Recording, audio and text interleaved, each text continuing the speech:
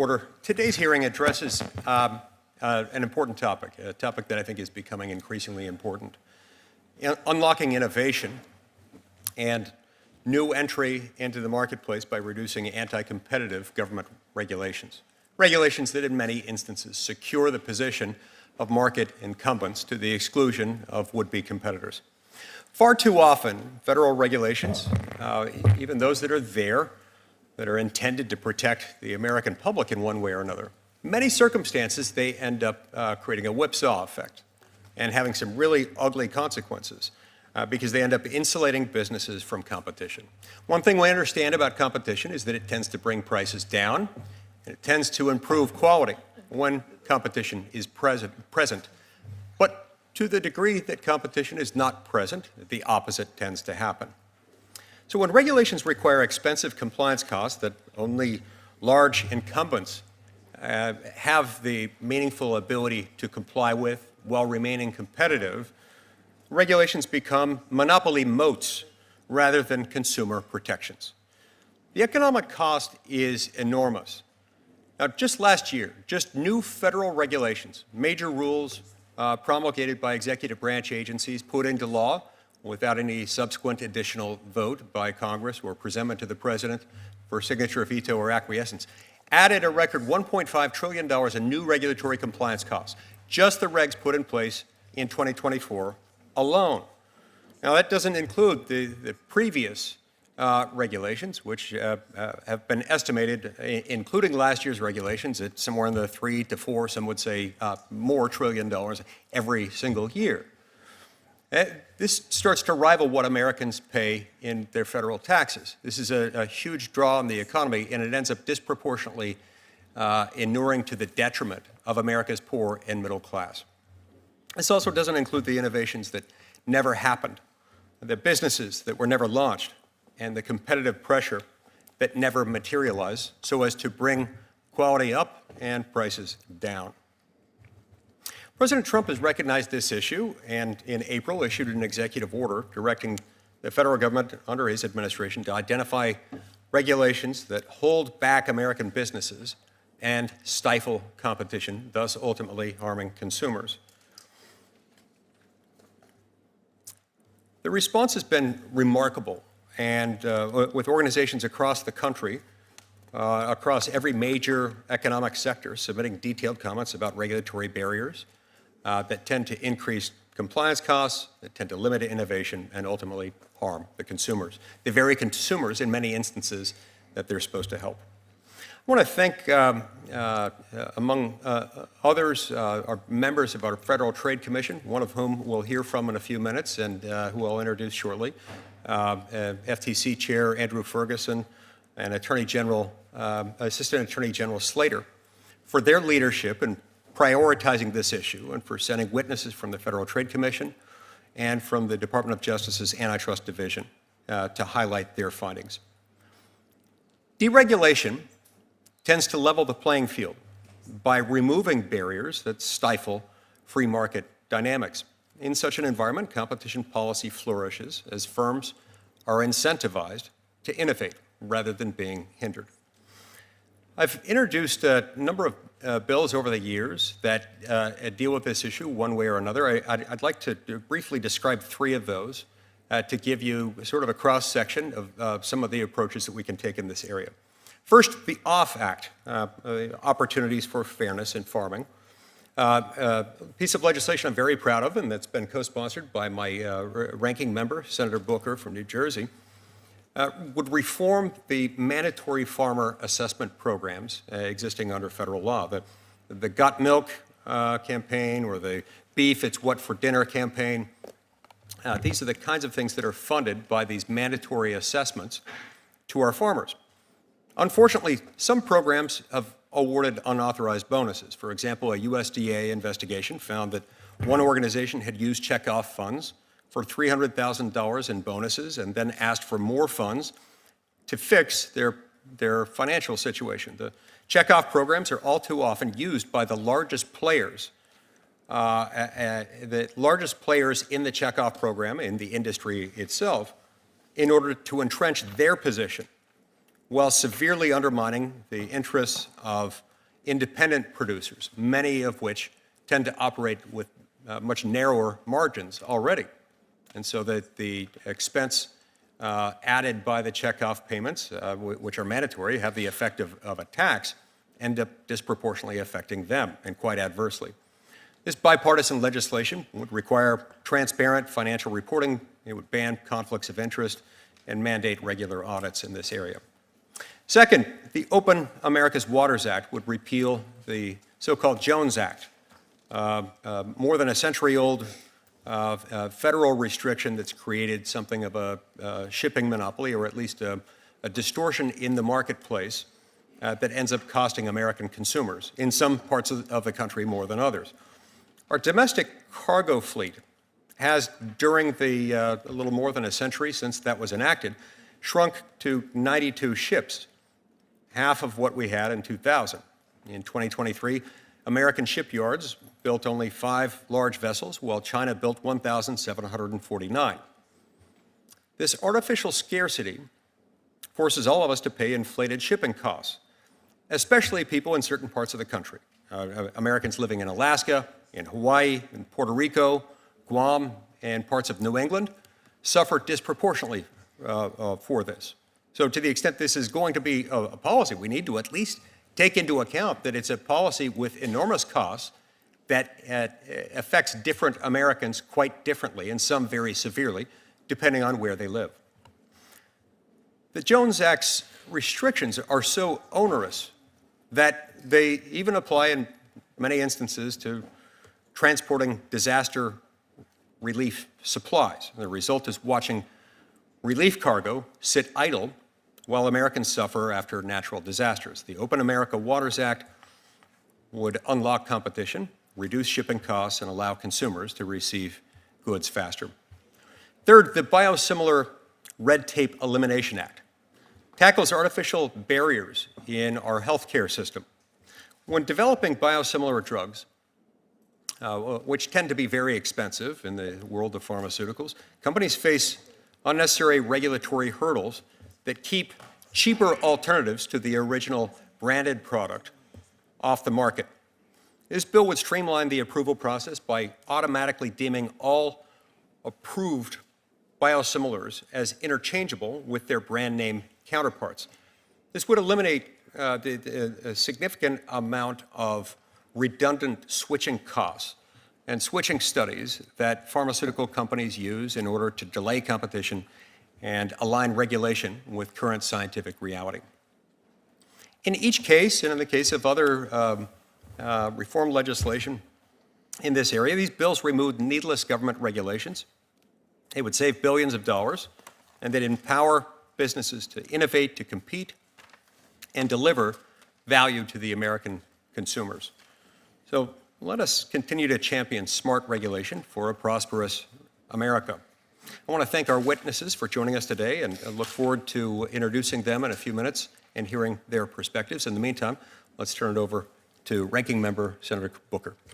I'm really grateful to our chairperson for convening this hearing in partnership with us and for so many of the areas in which we overlap. I want to note that one of the true great leaders on issues of antitrust is here next to me, is Amy Klobuchar, who I know is under a lot of demand, as is Senator Blumenthal. There's a lot going on in the Senate today. I want to thank the witnesses for being here. It means a lot that you all would take time to come and give testimony in this important hearing. And I want to thank, obviously, you can see packed rooms, standing room only. I want to definitely thank the purple shirts here. I can recognize SEIU brothers and sisters when I see them. So thank you all for being here.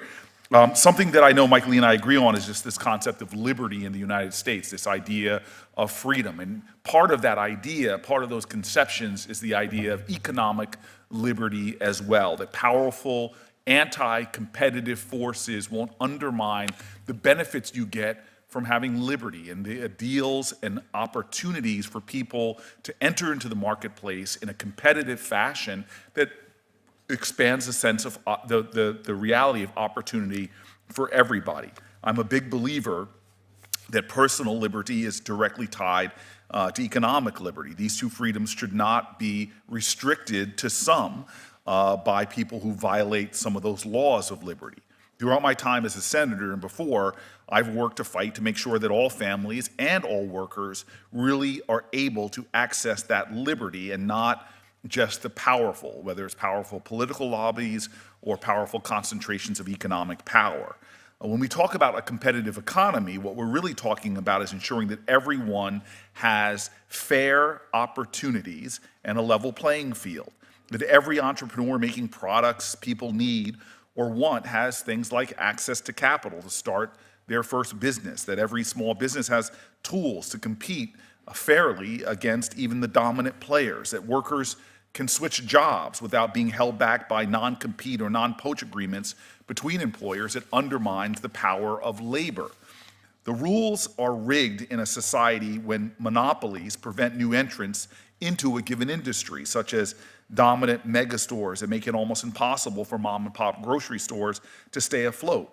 The rules are rigged when vertical integration is allowed and the largest health groups own both the insurance company, the pharmacy benefit manager, the pharmacy, and employs all the doctors. The rules are rigged when some of the country's wealthiest business people can dominate marketplaces by perverting rules, by donating millions of dollars to politicians. I believe watching the president's inauguration get millions and millions of dollars from people that were looking to abuse the system, and people who were not donating watch them get political favors. I believe the rules are rigged when the biggest players refuse to play fair and all the rest of us are the ones that lose. We're going to hear testimony today about the current state of the beef market in our country. It's something I focused a lot on, about how a lack of regulation combined with failing to enforce our antitrust laws has led over the past 3 decades to the top 4 beef packers expanding their market share from 32% to over 80%, and the devastating impact that's had on independent family farmers and ranchers, not to mention consumers. I've seen this devastation firsthand. I was just talking to one of our witnesses about several years ago. I went across this country to meet with farmers and ranchers and hear story after story about how the lack of competition was making it impossible for them to make ends meet. I'll never forget one rancher in Kansas when I was sitting at his kitchen table, how he told me about how his farm had been in his family for 5 generations, generation after generation, making it work. Hard work, hard scrabble, difficult work, but they were able to make a living and make a great life. I loved when he showed me the framed land grant on his wall when his great-great-grandfather acquired the land. But he was afraid that he would be the first one not to be able to pass the farm on to his children because of anti-competitive, unfair practices. He told me about how 30 years ago he used to have dozens of potential buyers for his cattle. But today he had just one buyer who didn't offer him a fair price. He didn't want me to take pictures. Now, talk about fear. He didn't want me to take any pictures while I was there because he was afraid that if his one buyer even found out that he had been talking to me, a policymaker, that he might get cut off. This is not fair. This is not right. If we want to ensure we have a competitive economy, we cannot restrict ourselves. Allow such anti-competitive actions to begin. Now look, I'm a former mayor. I've seen bad government regulations have unintended consequences and hurt people. But I don't believe that regulations are bad in and of themselves. It is wonderful when regulations actually achieve their goals and promote competition. But the primary focus when rulemakers are promulgating regulations is to make sure they're effective in the congressional intent. When promulgating rules, the first thought of the Consumer Product Safety Commission should be ensuring that dangerous products aren't able to make their way to store shelves and harm children. The FDA, the Food and Drug Administration, should be focused on preventing the spread of foodborne illnesses. These are regulations that help keep people alive. The EPA, Environmental Protection Agency, should be keeping our air and our water clean. As a guy who lives in Newark, New Jersey, I have seen the consequences when regulations aren't enforced and people get horrific diseases. A New Jersey-based pediatric oncologist recently reached out to my office and shared, quote, that as physicians, we take an oath to do no harm, but every day health professionals see patients whose health is harmed not by choices they make, but by the air they breathe, the heat they endure, and the environmental conditions that are out of their control. And often, these environmental conditions out of their control are in areas and communities like mine. Low-income communities. I live in the Central Ward of Newark, New Jersey, where I see people who do everything right. But the toxins in the air, toxins in their soil, toxins in the water endanger their lives. Our agencies must be focused on promulgating regulations that keep Americans safe and healthy. What I worry about is when people bring in a political philosophy that ultimately helps to weed out perhaps some good regulations, but often makes it easier for very powerful economic interests to inflict more harm on Americans. President Trump rolled back over 100 environmental regulations during his first administration.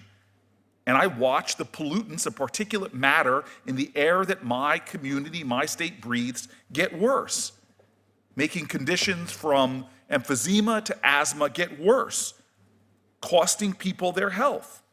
In his second administration, he's already targeting environmental regulations that exist to keep our air and our water clean and from kids getting sick with cancer due to man-made pollutants.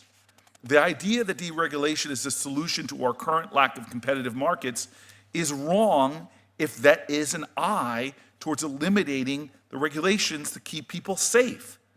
It is decades of de facto deregulation during which enforcers neglected to block anti-competitive mergers and challenge monopolies that has got ourselves to a situation today where we have such concentrated markets that work against the best interest.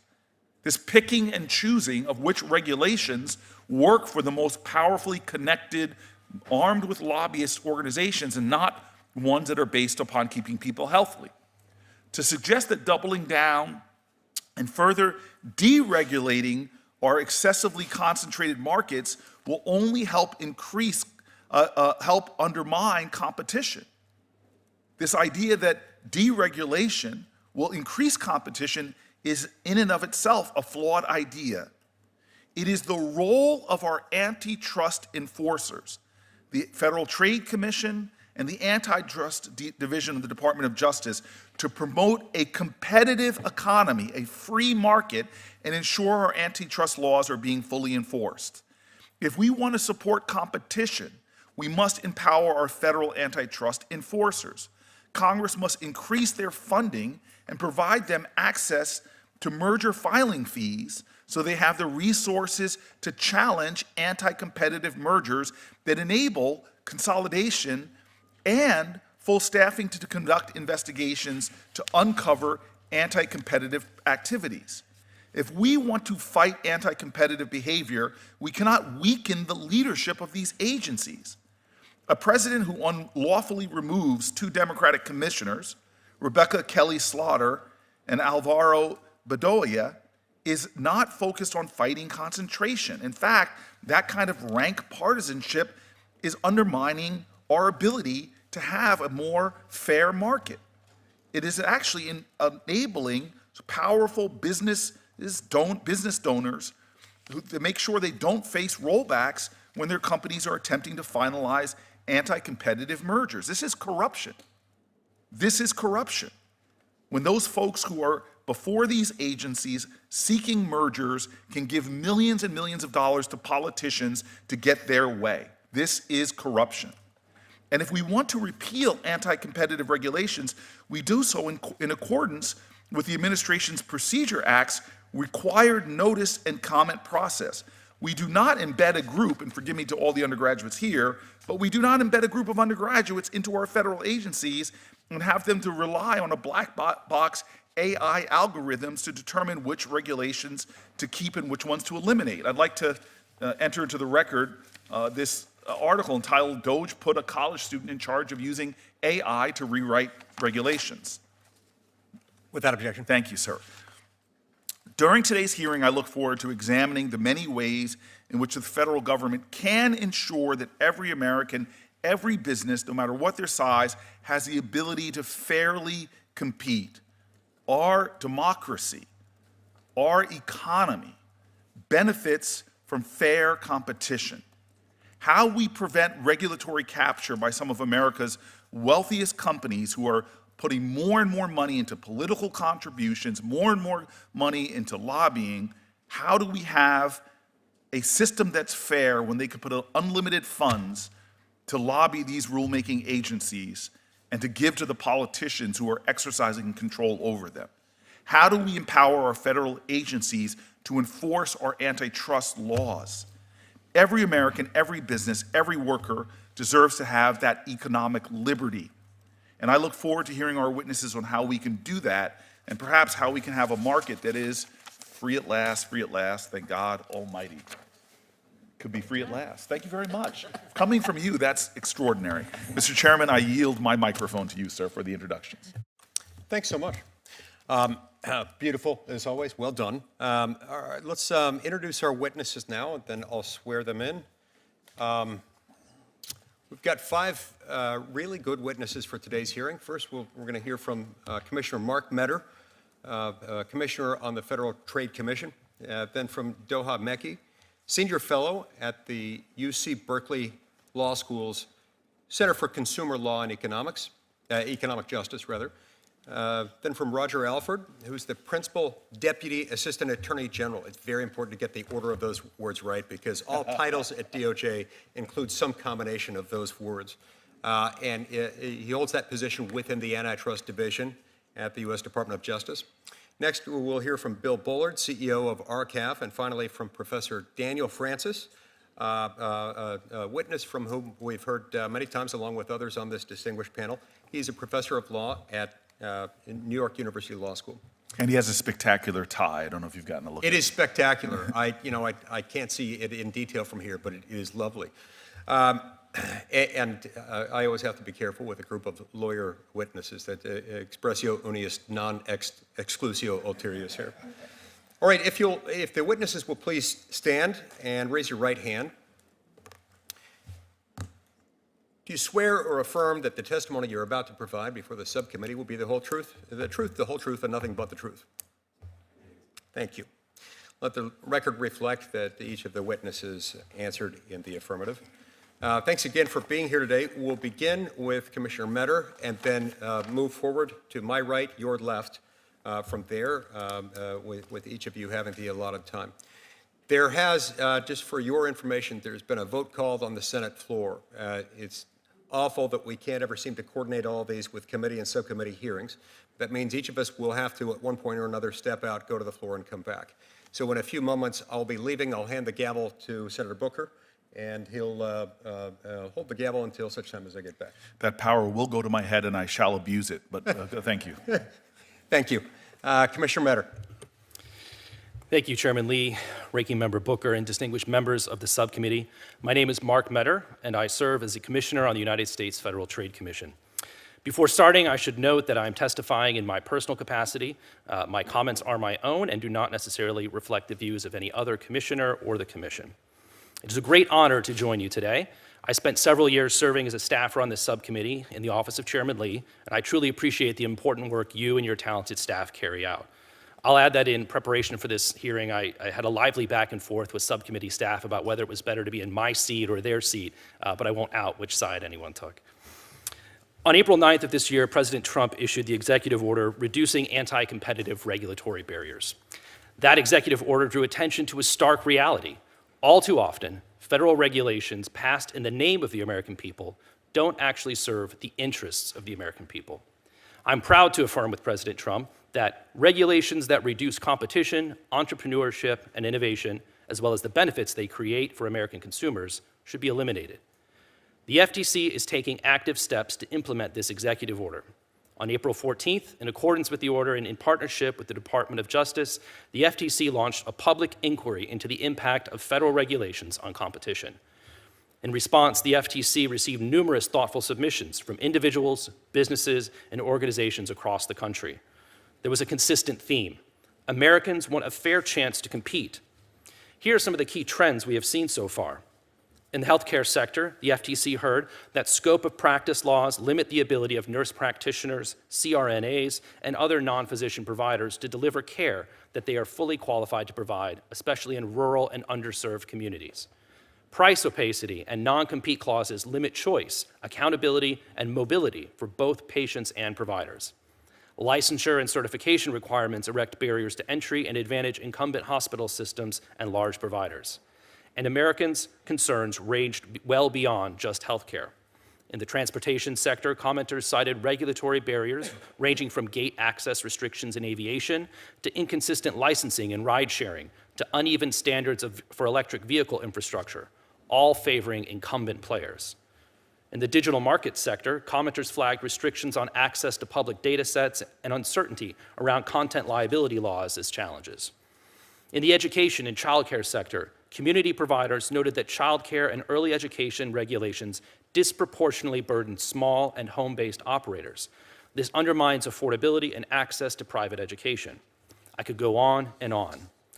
In each of these cases, the pattern was clear. Incumbents are using existing regulations to avoid competition. That's why in the days to come, the FTC will continue to carry out its review of anti-competitive regulations in order to better promote competition in American markets, in partnership with the Department of Justice, the White House, and other stakeholders, including, importantly, the states. Before I close, I want to stress an important point. The problem highlighted by the President's executive order is not merely a matter of individual regulations. It is the act of regulation itself as a policy approach. You have all seen representatives from a number of dominant firms in emerging sectors, especially the tech industry, come before you, and they often have a familiar line. Regulate us, some of them ask. And this can seem very public-spirited, but when powerful companies ask for regulation, what they are often really asking for is entrenchment of their own monopoly power.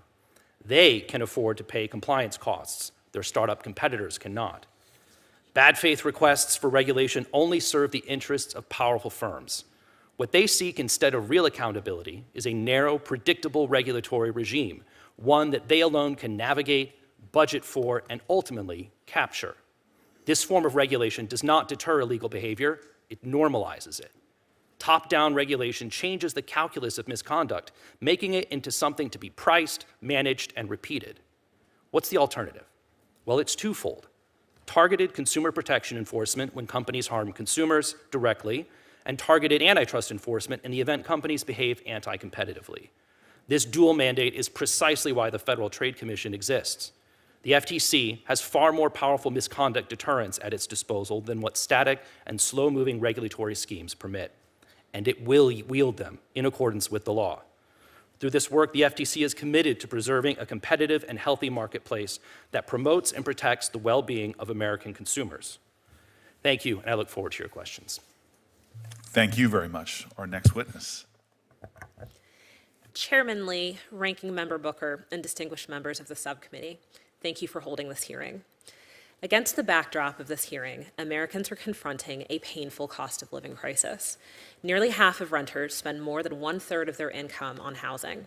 Home ownership, increasingly, is a luxury of the older and wealthier Americans. Egg prices are nearly 60% higher than they were just a year ago. Car payment default and repossessions have reached levels unseen since the financial crisis. Let me be crystal clear. Our fellow Americans cannot easily afford their economic independence. And if you care deeply and passionately about the American people, as I do, this is untenable, especially in a country as extraordinary as ours. In antitrust, as in life, I acknowledge there is much on which people of goodwill may disagree. But in my experience as an enforcer and practitioner, it is appropriate for the government to be concerned with both public and private regulation. Let me explain. The government can and should eliminate anti-competitive regs. The ability to lobby for cushy, lucrative regulations that squeeze out competition is often downstream of unchecked monopoly power and oligopolistic markets.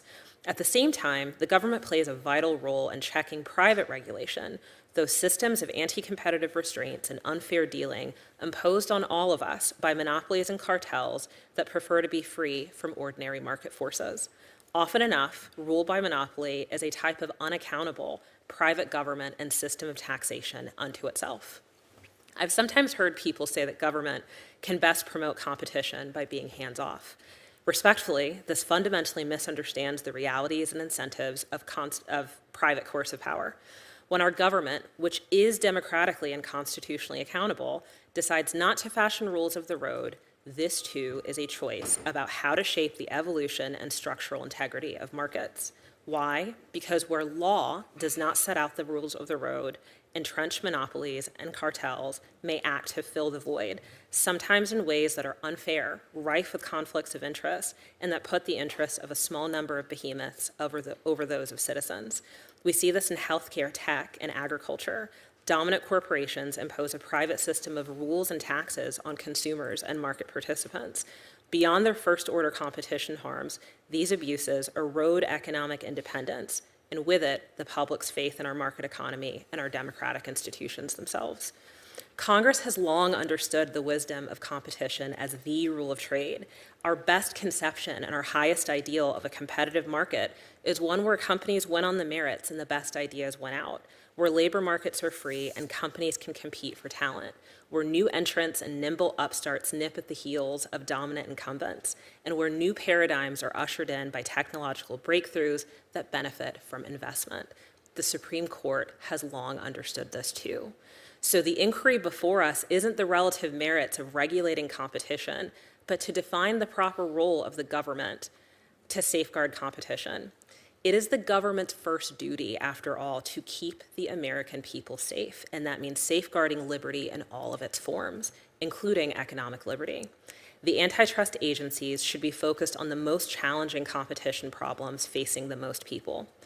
Agency leaders may face some superficial temptation to divert their resources to deregulatory projects that sound in competition.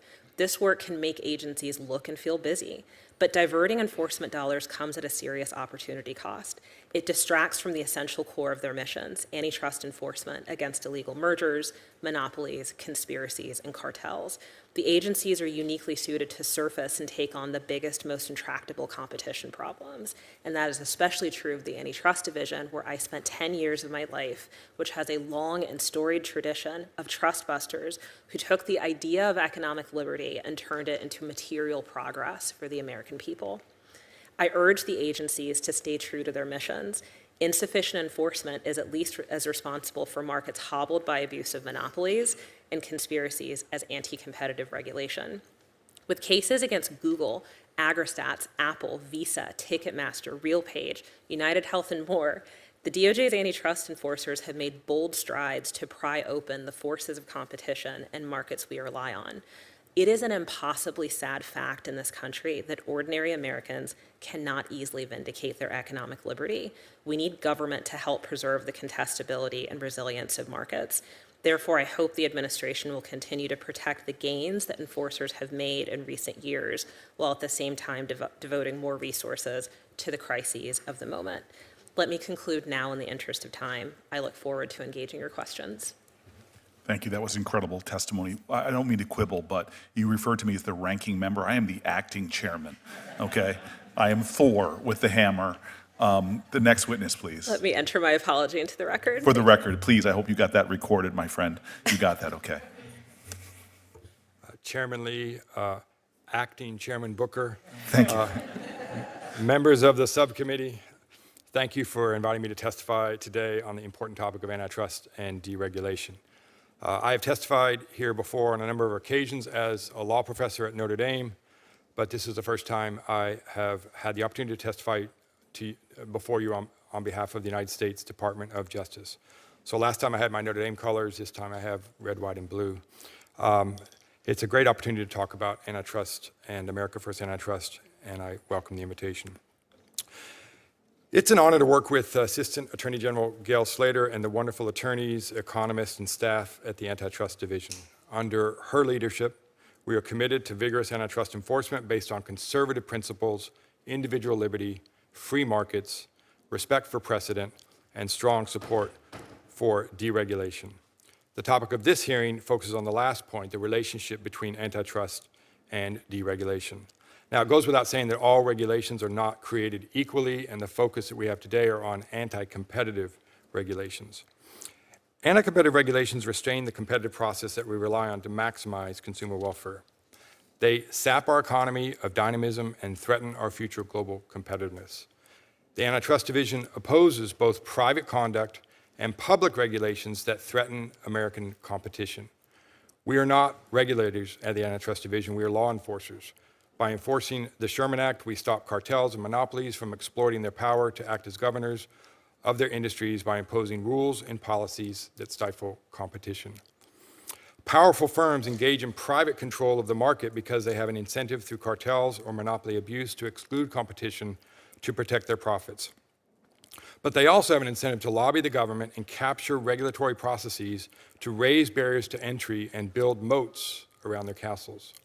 Public regulation can be a powerful exclusionary tool, and we should be concerned about the distorting impact of both government and corporate abuse of power. America First Antitrust enforcers embrace free markets and competition on the merits. It is skeptical of government intervention in the markets as well as corporate power, especially the kind that colludes with the government to harm consumers through anti-competitive regulations. As you all know, there is a massive ecosystem of consultants and lobbyists who push regulatory agencies toward imposing durable regulations that stifle the free market. It is an astonishing fact, but true, that lobbying of the federal government is at an all-time high, exceeding $4.5 billion in 2024. Precisely what are corporations and their surrogates receiving as a return on that investment? Members of this committee and their staff are on the front lines of responding to the crushing burden of corporate lobbyists seeking public favor to distort the market. AAG Slater has directed the Antitrust Division to work to counterbalance private interests and serve as a competition advocate. As she explained in a recent address at Notre Dame Law School, corporate lobbyists using their power to undermine free markets is ubiquitous in our system, and small but powerful groups can dominate regulatory processes at the expense of the diffuse interests of individual citizens. The alliance of big business and big government must be broken. Fortunately, President Trump has issued an executive order on deregulation to break the alliance between big business and big government. Implementing the mandate of the EO is well underway at the Department of Justice. Both the DOJ and the FTC have called for public comments on anti-competitive regulations, and we have started engaging with regulatory agencies, preparing a consolidated list of recommendations for OMB. The DOJ's Anti-Competitive Regulation Task Force is leading the charge within the Department of Justice to carry out the President's executive order. The division is leveraging its substantial experience with regulated industries to inform the deregulatory analysis of other federal agencies. We have received more than 400 responses to our call for public comments that reveals an economy weighed down by burdensome regulations. Almost half of these relate to the healthcare industry, 20% relate to agriculture, approximately 5% to housing, 5% to transportation, et cetera. The comments span the U.S. economy and reflect many pocketbook issues. We heard from nurses, farmers, home health aides, truckers, grocery store owners, men and women from all walks of life who spoke about the burdens of anti-competitive state and federal laws and regulations, and I outlined these in my written testimony. Our economy is premised on the idea that the best way for regulating markets is, whenever possible, lifting the consumers to express their preferences through the give and take of competition. And that is our goal at the Department of Justice. Thank you very much. Thank you very much for your testimony. Excellent testimony, and I appreciate you giving me the right address. I'll forgive you then for not mentioning my 5 catches against Notre Dame when Stanford played them in 1990, but that should be in the record as well. Thank you very much. Mr. Bullard. Thank you, Mr. Chairman, and acting chairman. Thank you very much. Booker, and members of the committee. I'm Bill Bullard, CEO of RCAF USA, which is the largest producer-only trade association representing the U.S. cattle industry. We represent only the farmers and ranchers who raise and sell live cattle. Along with our thousands of cattle-producing members, we also represent America's sheep producers, and thus we represent the backbone of U.S. agriculture, as the U.S. cattle industry alone is the largest segment of American agriculture. Our U.S. cattle and sheep ranchers are the last bastion of independently owned family-scale livestock grazers and feeders in America. But for decades, our ranchers have been dropping like flies, hollowing out rural communities across America, and our ranching industry is being decimated by a combination of unrestrained globalism and market concentration. In just over a generation, over half our nation's cattle farmers and ranchers and nearly 2/3 of our commercial sheep ranchers have ceased operations. Our breeding cattle and sheep inventories declined by 9.2 and 7.6 million head respectively, relegating our cattle herd to the smallest size in 7 decades, and our sheep herd to the smallest size in history. And our family-scale feedlot operations declined by over 75%.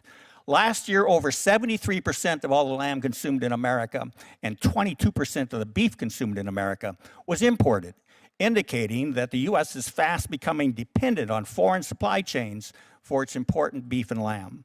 All of this even though our U.S. population had increased 49% during the same period, and both domestic beef and lamb consumption has increased significantly over the past decade. The cattle and sheep industries are in crisis because the packing industry was granted a decades-long de facto deregulation for both antitrust laws and the Packers and Stockyards Act. As a result, ranchers have remained unprotected from both monopolistic marketplace harm and harm from unfair and anti-competitive buying practices of the highly concentrated meatpacking sector that wields tremendous buying and selling power to the detriment of both ranchers and consumers. This de facto regulation caused such explosive growth in beef packing concentration that the U.S. Department of Agriculture stated in 2000 that no other manufacturing industry shows as dramatic an increase since the U.S. Census Bureau began regularly publishing concentration data in 1947. In 1980, the four largest packers controlled 36% of the fed cattle market. Today, they control approximately 80%, and they have done so for nearly 2 decades. This is the market that monetizes the entire U.S. live cattle industry, from the cow-calf sector to the feedlot sector. And this de facto deregulation of the marketplace has created a dangerous bottleneck, and think of the shape of an hourglass, in the center of the beef supply chain, where the cattle industry ends and the beef industry begins. And given their gatekeeper status and inherent market power, they are powerful oligopolists capable of exerting abusive market power upstream into the cattle supply chain to reduce cattle prices paid to producers, and downstream in the beef supply chain to increase consumer beef prices. The beef packers have all but eliminated competitive market forces within our industry, and they've replaced them with corporate control. A chart in my written testimony illustrates the effects of market power pervading the beef supply chain, showing a broken market that caused consumers to pay ever-increasing beef prices while cattle prices were falling, a phenomenon that cannot be explained by competitive market fundamentals, particularly when one considers the only ingredient in beef is cattle. And no one looking at this chart can say our cattle and beef markets are functioning fine. Ranchers at one end of the supply chain and consumers at the other are being exploited. An example of how the beef packers leverage down their cattle prices is that ranchers can sell cattle from 4 different baskets, each with their own incremental variations. However, only one of those 4 baskets control the base price for all cattle. That basket is the cash market. And the packers have shifted large volumes of cattle out of that basket into another, leaving the cash market ultra thin and highly susceptible to manipulation. And what this means is the beef packers can now lower the price of all of their cattle from all 4 baskets by manipulating simply the ultra thin cash market, which now stands at about 18%. Our cattle and sheep markets are fundamentally broken, and we ask Congress for its intervention to begin rigorous enforcement of our U.S. antitrust laws and to follow through with the Packers and Stockyards rulemaking that began with the previous administration. We need the enactment of the American Beef Labeling Act to restore mandatory country of origin labeling in the beef market to provide transparency for both producers and consumers. And Chairman and Acting Chairman, we fully support your OFF Act that reforms the broken beef checkoff program. With that, I'm happy to answer questions. Thank you. Chairman Lee, Ranking Member Booker, members of the subcommittee, thanks for inviting me today, and thanks for being so nice about my tie. I strongly support the subcommittee's investigation of regulations that harm consumers and workers by restricting the supply of goods and services. Special interests love these laws at both the federal and the state level, but consumers and working families always pay for them. I want to highlight 5 clear bipartisan cases for congressional action. Number 1, certificate of need laws. So in about 35 states, hospitals and other healthcare providers often can't enter markets or expand unless a bureaucrat first certifies that there's a market need. Now, just as you'd expect, incumbents use and abuse those systems all the time to block entry, entrench monopoly, and harm patients. Now, unfortunately, these laws were pushed on the states by federal legislation in the form of a congressional mandate in 1974. Congress repealed that mandate in '86, but the laws are still on the state books. I think it's time to fix the problem by incentivizing repeal and reopening our markets. Number 2, certificate of public advantage laws. Decades ago, the Supreme Court gave state governments the power to grant antitrust immunity to private businesses, even for the most harmful mergers. And states have gone out and used that judge-made power to enact public advantage laws, blessing private mergers that create hospital monopolies, while the federal antitrust system sits powerless. Now, that loophole obviously invites abuse, and that is exactly what it gets. Patients suffer as a result. All being done in the name of congressional intent. I don't think that Congress intended anything of the kind when it constructed the antitrust system, but today only Congress can bring it to an end. Number 3, the Robinson-Patman Act. The RPA was written by lobbyists for business and passed in 1936. It makes it legally risky for a business to discount to one of its customers without also sharing that discount with its customers' rivals. Now, discounting is great for consumers. It lowers the prices that they pay. But the RPA discourages that in 2 important ways. 1, it discourages sellers from giving that discount because they know they're going to have to give it to many more customers. And number 2, it discourages buyers from asking for a discount because they know if they get it, it's going to be shared with their rivals. Now, for decades, enforcers from both parties refused to harm consumers by enforcing this law. But today, it's on its way back. Don't let our scarce antitrust enforcement resources take from consumers and give to businesses. It's time to repeal the RPA. Number 4, the Jones Act. So here's how I think about this one. If a foreign power were making the United States rely on a handful of old and overpriced ships for all our domestic trade, while letting our foreign competitors use cheap, efficient, modern ships to compete against us for sales into our own domestic markets, we would call that economic warfare and a national emergency. But we've been doing that to ourselves for a century. The Jones Act manages somehow to force us to live under conditions of scarcity and sky-high pricing in the middle of a global oversupply of shipyard capacity. And it hasn't even given us a viable domestic industry in exchange. We make hardly any large commercial ships, and the only people who buy the ones we do make are the people who are forced by law to use them. This is just protectionism for foreign competitors paid for by American businesses and American consumers. I strongly support Chairman Lee's bill to repeal the Jones Act. Number 5, and finally, licensing recognition. Across our country, workers are denied the right to move and work across state lines. States routinely disadvantage out-of-state licenses, even when the license holder has equal or superior qualifications to in-staters, but the reason they do it is that incumbents are pulling the strings. Workers and their families get locked out of interstate markets, businesses can't hire the best people, and consumers pay more. Congress should act, either by incentivizing recognition or creating a federal system. There's plenty more in my written testimony, but I'll leave it there for now. Thank you for having me today, and I look forward to your questions. Thank you so much. I appreciate all of your testimony, and sorry that I missed some of the opening statements. Let's go right into it now. We'll go back and forth between Republicans and Democrats in order of seniority and arrival, and we'll begin with that now with 5-minute rounds. Commissioner Meador, I'd like to go to you first. How do you think principled and consistent antitrust enforcement can diminish or in some cases even obviate the need for prescriptive regulation? Thank you. It's an excellent question. The two are closely connected. I was thrilled to hear other witnesses highlight this, as well as your remarks and Ranking Member Booker's. When we have robust, strong antitrust enforcement, that's what helps maintain competitive free markets. Regulation is at the opposite end of the spectrum. That typically comes in when there's been a market failure. And one of the purposes of strong antitrust enforcement is to prevent those market failures. And so I think it's critically important that we maintain strong enforcement.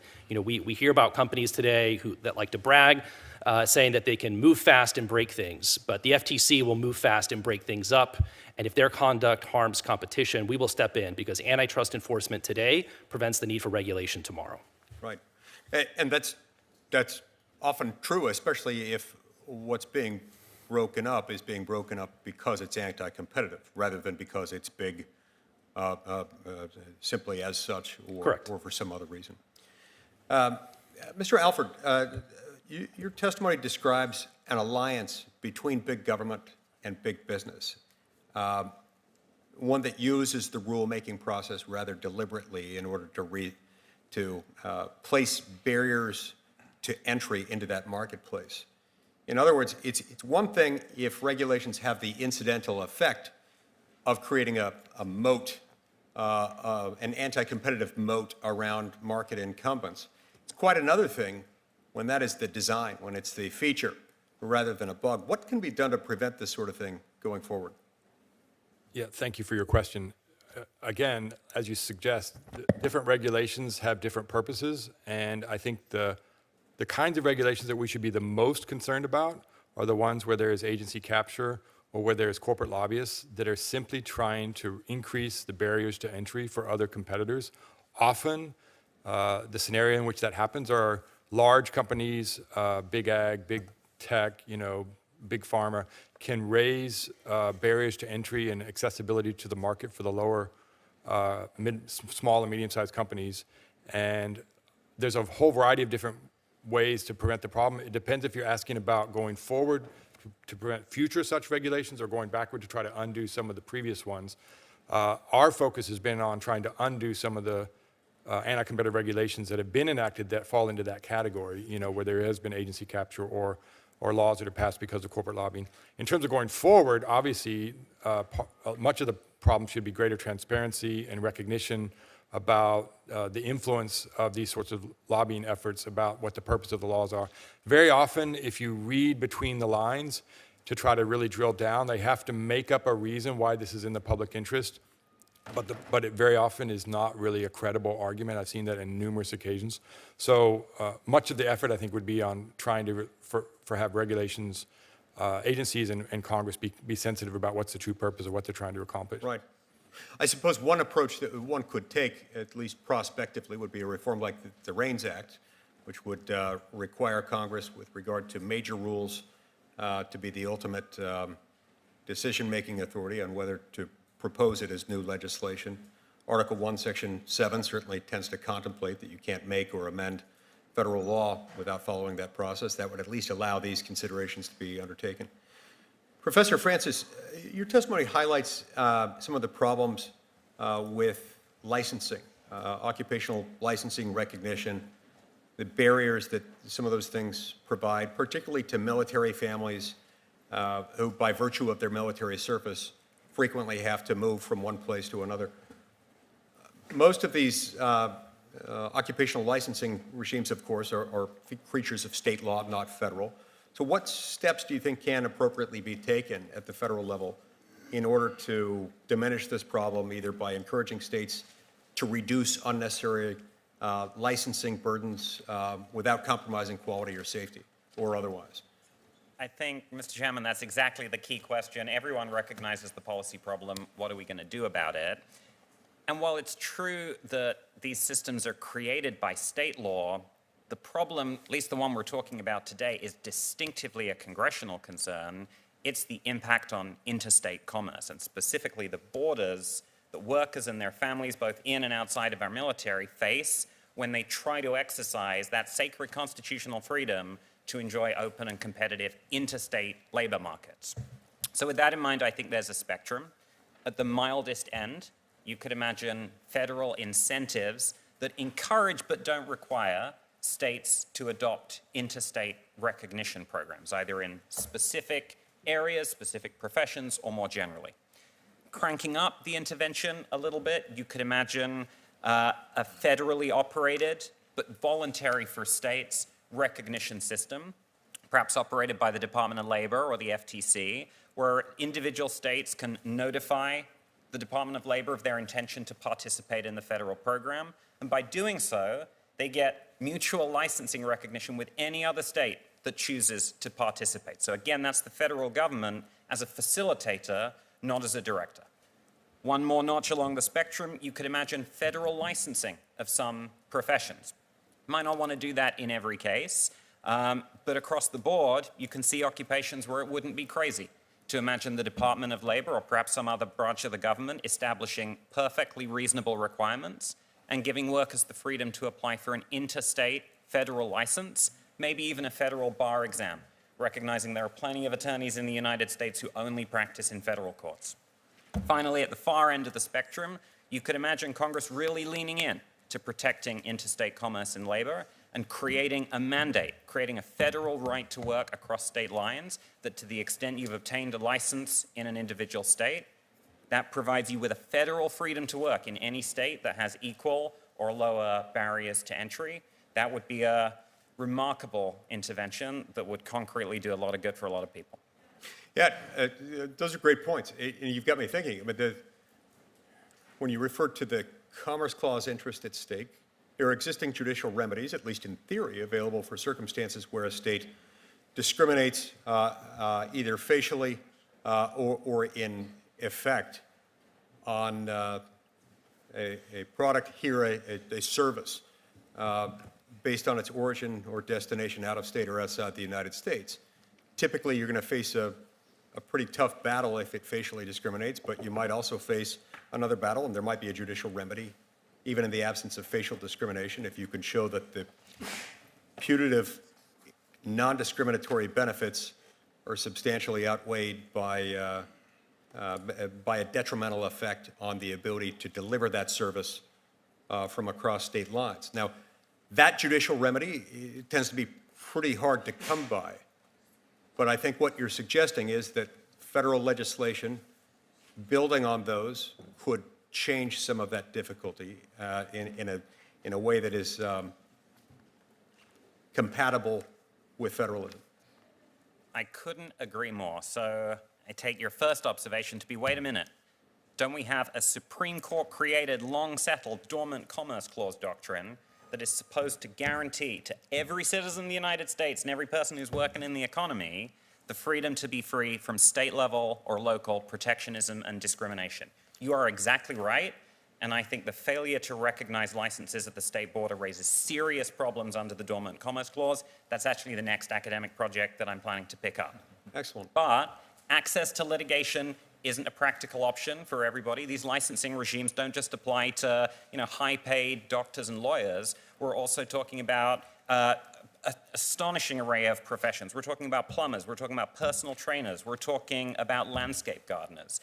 I'm not sure it's practical to hope in a meaningful way that those folks are all going to be able to litigate their way through to interstate commerce, recognizing also that there has been a pretty striking tradition of judicial skepticism of this Dormant Commerce Clause doctrine in a way that I actually think runs right in the face of the original meaning and expectation of the way the Commerce Clause was going to operate on behalf of American workers. So while I think the Dormant Commerce Clause should be doing exactly this work, that is not the experience on the ground. It's been clear for decades, and that's why I think affirmative congressional leadership would be so valuable here.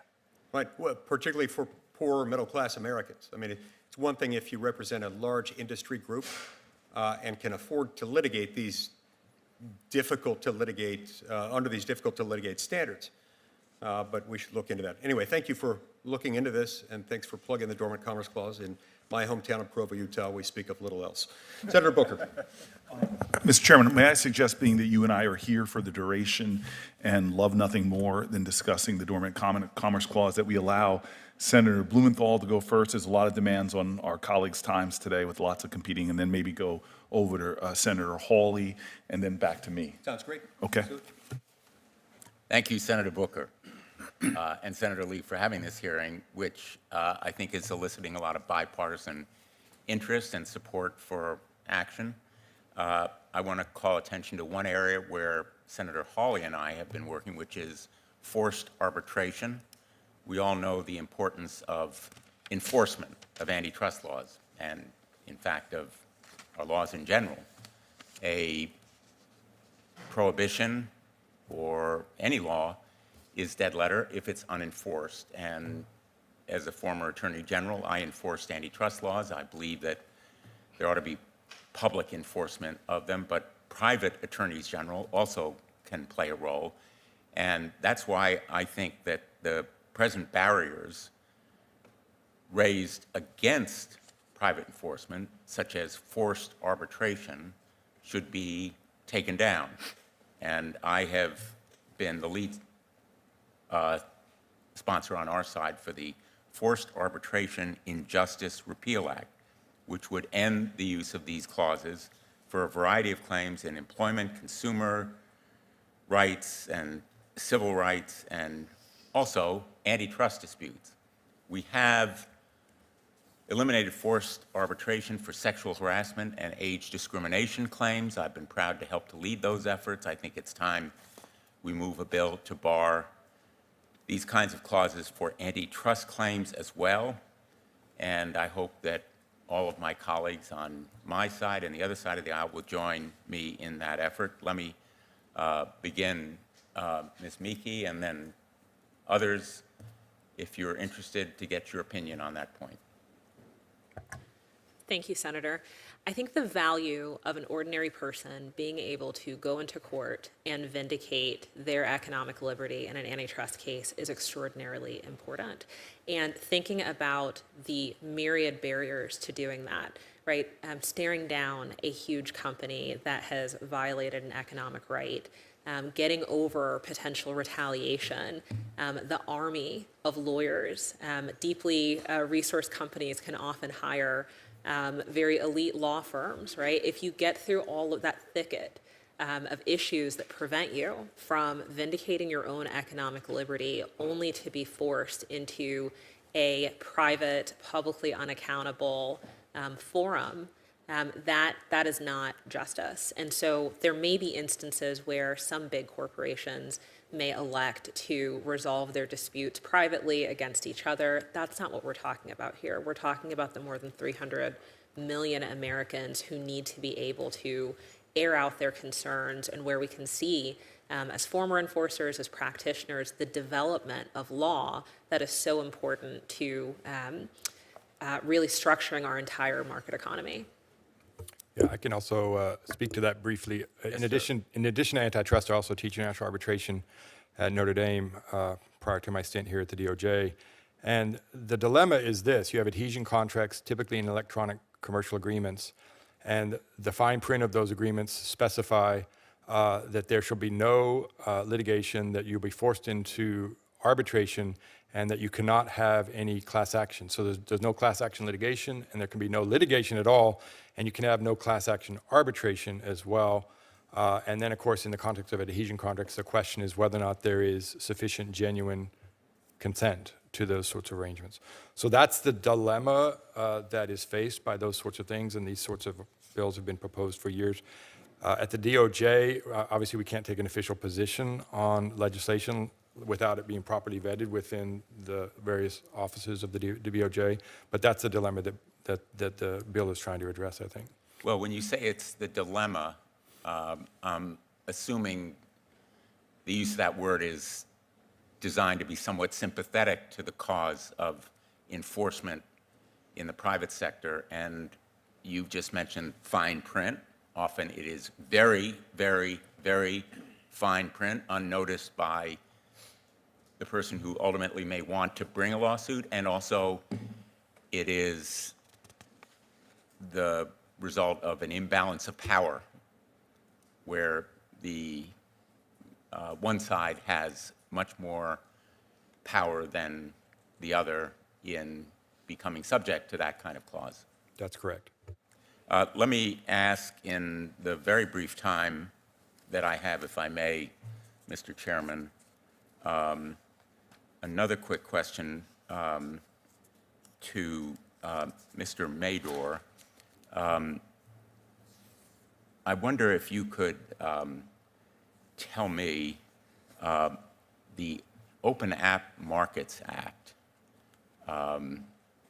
which Senator Blackburn and I are introducing today, reintroducing, which would grant the FTC and the DOJ greater enforcement authority, as well as provide a private right of action to app developers with injunctive relief and significant treble damages as a deterrent.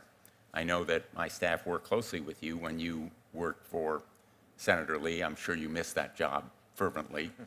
But I'd like to ask you briefly for your views on the bill. Thank you, Senator, for that question. So I can't take an official position on the bill, but I can say that it's incredibly important for this body to engage with these issues. The antitrust laws are very flexible and adaptable to new markets and new technologies, but there is always a lag as we have to investigate and bring cases. And oftentimes, it's Congress that has the opportunity to step in sooner, recognize a problem in the marketplace, and offer a solution. And of course, your solutions come with a stamp of democratic approval. And so we always welcome further guidance from Congress on how to navigate these important policy choices in the marketplace, and of course, additional tools to stop conduct that's harming consumers. This bill is bipartisan. I hope it will pass, and I hope it will gain the support of your agency as well as yourself. Thank you, Mr. Chairman. Thank you. Thank you, Mr. Chairman. Thanks to the witnesses for being here. Mr. Meador, I want to pick up where Senator Blumenthal started as well, this question about private enforcement and forced arbitration. You've said, I think, that antitrust is law enforcement, full stop. Wouldn't you agree that private enforcement is essential to a functional antitrust regime? Absolutely. American antitrust enforcement rests on three pillars of a stool. One is the federal government, the second are state attorneys general, and the third are private plaintiffs. I think I agree with Ms. Mekki's comments 100% that it's essential for the average person to have the ability to come into court and vindicate their individual economic rights. But they really don't today, do they? I mean, in case after case, particularly if you're dealing with companies of any size, and let's take our friends in the big tech world, for example. I mean, all of their user agreements are full of the classic contracts of adhesion. I mean, Google, you waive your right to sue us in court or to bring a class action case. I mean, there's virtually, I don't want to say no ability, but very, very diminished ability for any private citizen to bring any meaningful antitrust suit privately. I mean, isn't that real? Isn't that right? I agree that's a real problem, and it highlights the need for strong enforcement that can make it easier for private plaintiffs to bring follow-on lawsuits. But even then, as you point out, if you're subject to a forced arbitration clause, that can be more difficult. And wouldn't it be much more powerful in the antitrust sphere if we could also bring class action suits? Private plaintiffs could bring class action suits, which again are theoretically possible, but effectively barred by many of these adhesion contracts, right? I agree. In many instances, a class action suit is actually the most efficient way to resolve these big questions. I mean, so to me, this speaks for the need, given what these companies are doing, given what some of the courts have done doctrinally, it speaks to the need for Congress to legislate on this topic and to give, frankly, antitrust enforcers more tools and allow private litigants to get into court, allow private litigants to bring class action suits to enforce our nation's antitrust laws. I mean, don't you think that if Congress were to put a stop to these forced arbitration clauses in the antitrust context, we'd see a lot more private enforcement? I mean, would that be your prediction, Mr. Meador? That is what I would expect to see. Do you want to weigh in on this, Ms. Mekki, at all? I think this is extraordinarily important. Having access to lawyers to help vindicate your liberty in the form of damages is very, very important. But I would say that in the ecosystem that my friend Commissioner Meador just sort of outlined, class action cases are very good at getting people monetary damages. But it is really the federal government that takes the mantle for getting injunctive relief and equitable relief. And so when I was at DOJ, I had the privilege and great fortune of helping to sue Google twice and winning twice. And so when the Justice Department is in court fashioning remedies, they're talking about opening up markets, not just getting people money, which is important too, but making sure that our markets are delivering for the American people and are open for investment and innovation. Yeah, so it's a both and, right? I think is what you're saying, yeah. But those damage awards, let me put it to you this way. When the FTC in 2019 fined, I think it was Facebook, $5 billion, if I remember correctly. Yeah, fined Facebook $5 billion. I remember I was brand new senator, I was new up here, and I thought, $5 billion, that's a lot of money. I thought, Facebook is really going to change its behavior now. Not so much. Their stock prices went up the next day. They did nothing meaningfully different. I agree with you completely about the need for robust federal enforcement, and I am a former state AG, Senator Blumenthal is as well, so I know that we believe in robust enforcement at the state level also. But there's something powerful about a damage award from a jury. I mean, to have private enforcers be able to get into court, get in front of a jury, particularly in a class action context, it's one of the reasons that these companies have fought Section 230 in a different context for years and years. They don't want to face juries. And I think the same is true for antitrust enforcement. They do not want to face private enforcers who are coming and bringing their cases into court. And I think one of the best things that we can do for antitrust enforcement is we ought to get rid of these forced arbitration clauses, and we ought to open up the courthouse doors for private citizens, and we ought to allow them to form class actions to do it. And we ought to do all of the above. I agree with you, Ms. Mekki, and Mr. Meador, we ought to empower your agency as well, because we need, I think you are fundamentally right, we need more law enforcement, antitrust enforcement rather, is law enforcement, and we need more of it. Just in my last remaining seconds here, Mr. Meador, let me come back to you. You've said that big is bad, which I completely agree with, and that we need to consider structural remedies. Is that true outside of the tech sector? I know you said that about tech. Is that true more broadly? I believe the competition concerns that have been most recognized in the tech sector are common in many other sectors. We need to enforce the antitrust laws evenly across the entire economy. Good. Let me just give you one example here. 4 companies currently control over 80% of beef processing in this country, and very similarly high shares of poultry and pork.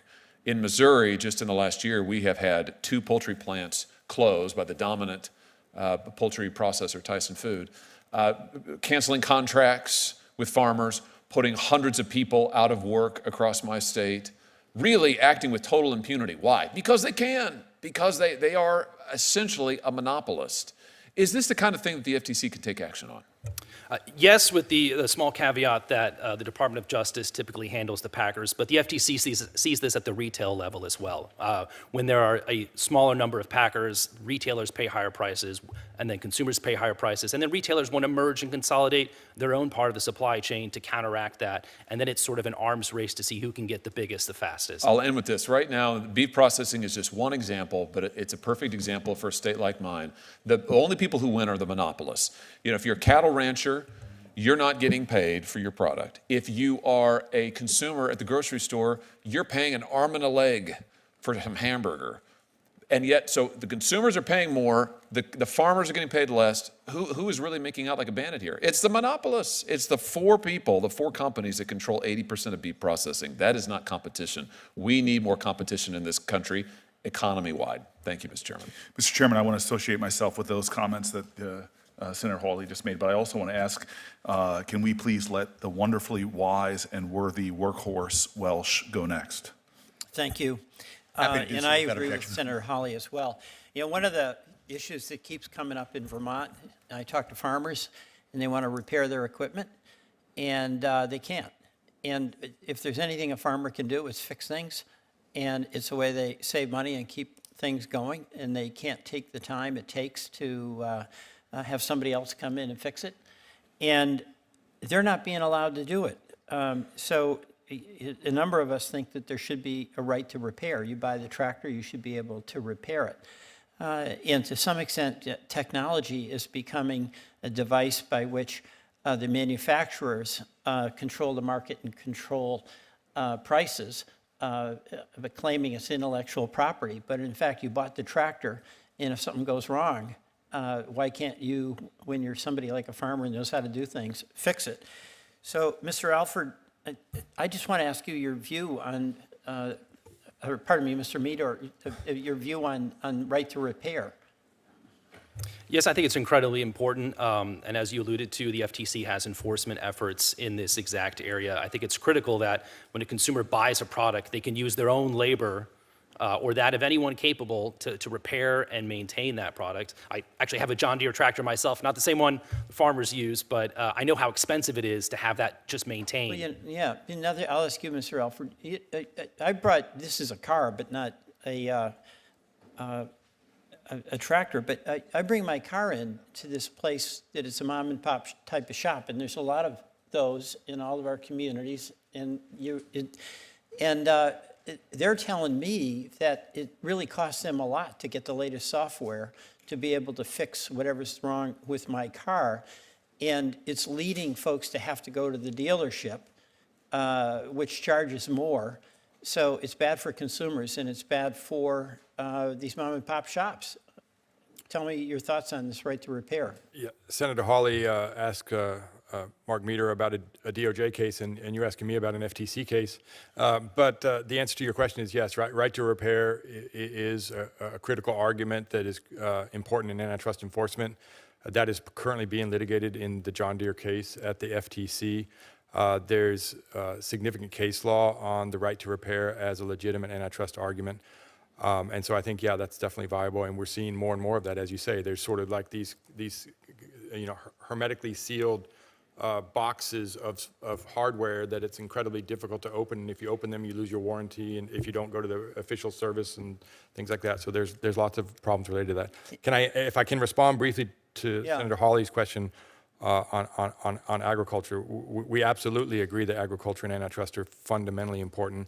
The DOJ currently is pursuing a major agricultural case in agri-stats, but some of the other issues that were mentioned by my fellow panelists with respect to buyer power and the consolidation of all of the sort of upstream farmers being forced to sell to a very, very fewer and fewer numbers of buyers at the end is a huge antitrust issue, and so we're definitely focused on that as well. And let me go back to Professor Mekki.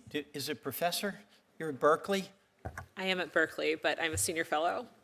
But I'm honored for the recognition, Well, even if it's not deserved. I went to Berkeley, so it's good to have you. Thank you. Hawley, get back here. We gotta defend Stanford, man. No. Can you just describe how a federal right to repair would promote a more sustainable and competitive agricultural economy? Absolutely. When I was the principal deputy and then acting assistant attorney general in the Antitrust Division, it was our mantra in the front office, don't mess with the farmers.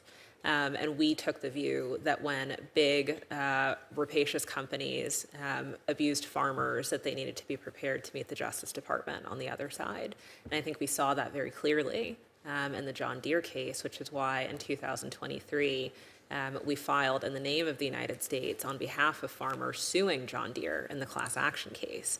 And so I think that a federal right to repair law would avoid the need for protracted, expensive litigation where experts come in and try to model harm to the fourth decimal point.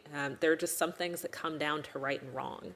And I think that whether you're talking about the ability to repair your tractor or the expensive ecosystem of aftermarket parts and services, or really the I think most pernicious but least talked about issue in all of this is the sheer volume of data, farmers' data that is being fed back to John Deere and sort of used in the ways that big tech monopolies use user data is really quite concerning. And so I think this is a wonderful idea because we know what happens when companies pivot from being sort of an industrial monopolist to a sort of big data monopolist, and then are charging expensive subscriptions and service fees in order for you to just interact with the product that you thought you bought. Thank you. That's very helpful, and I like your advice. Don't mess with the farmers. Mess with the farmers. Thank you. Thank you, Mr. Chairman.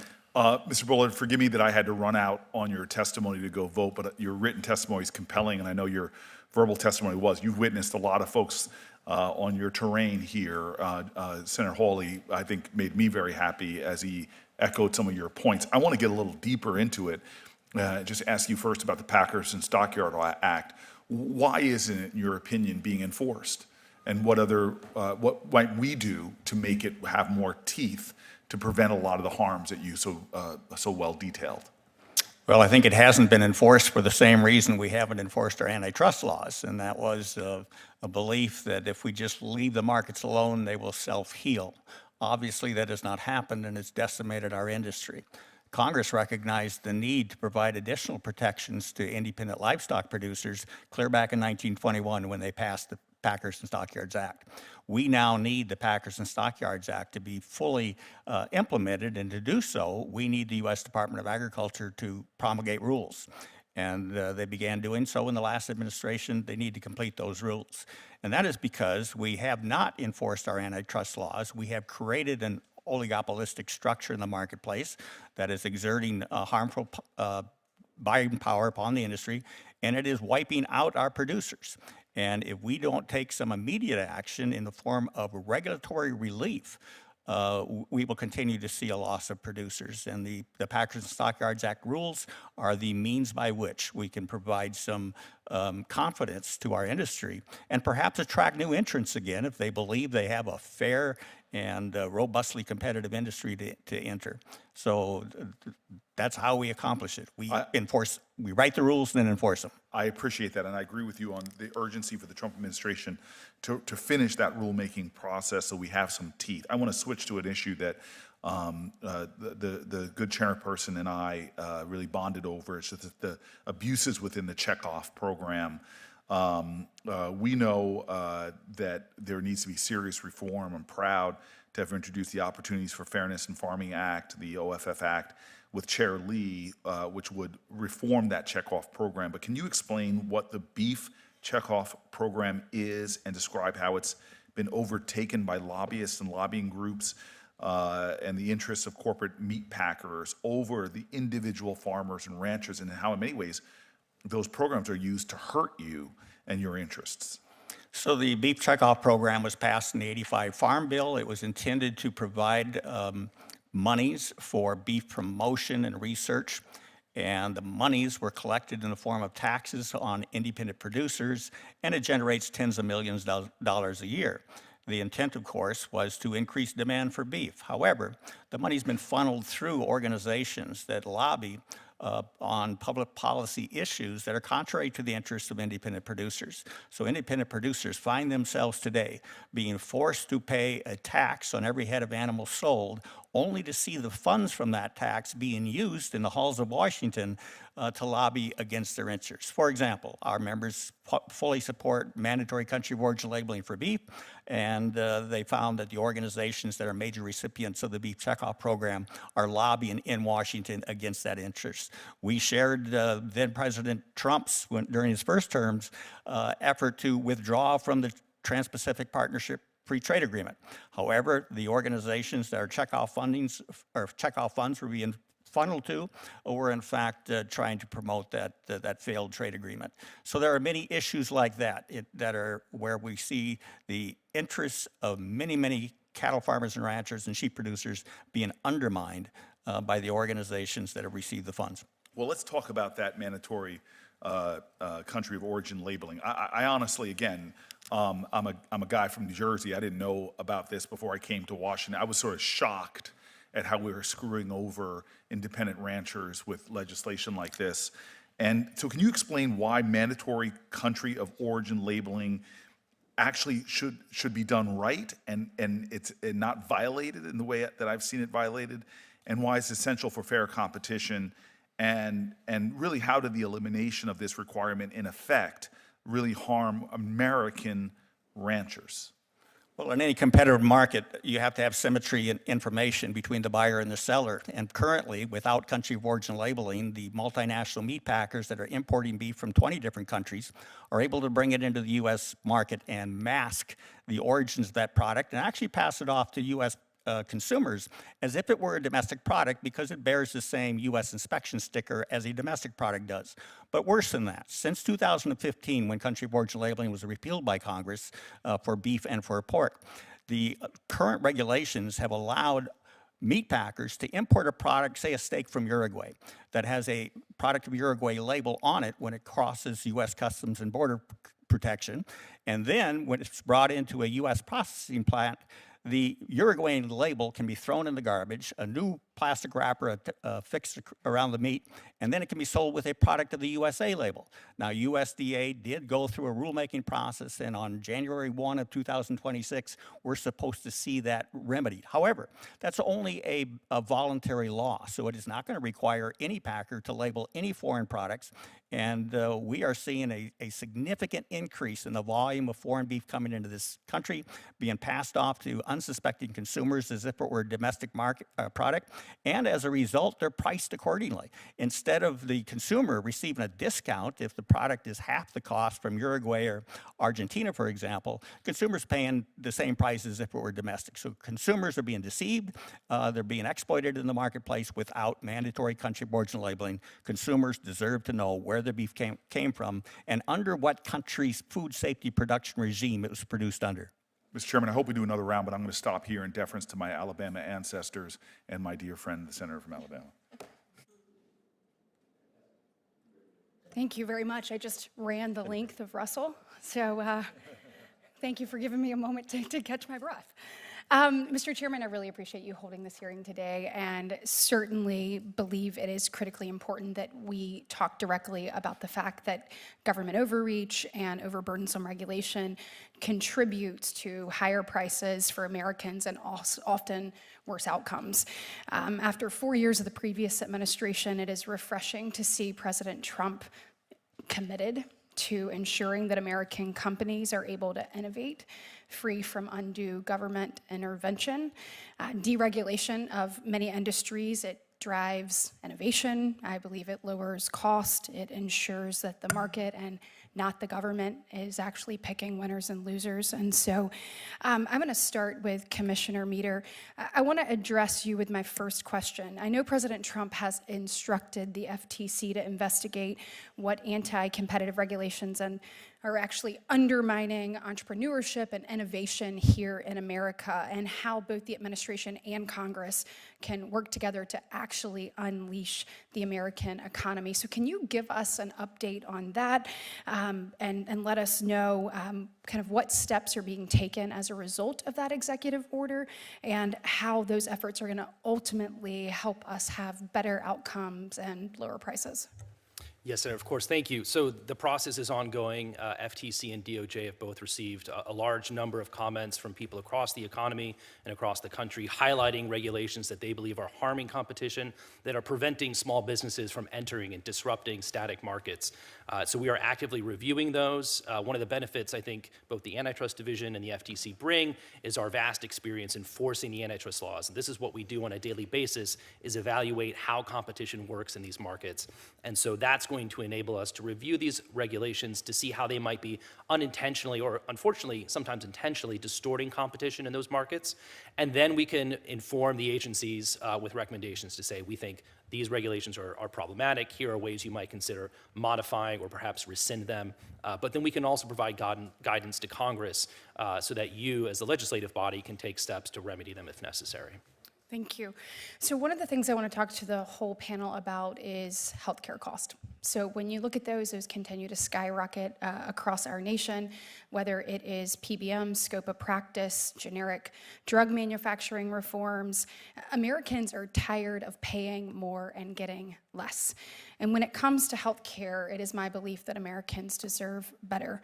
In my view, a massive part of the problem of our healthcare system is that the government refuses to get out of the way and let our healthcare providers adapt to ways to better serve their patients. And time again, I feel like the data shows that when the government deregulates various industries, innovation skyrockets, and we do have better outcomes.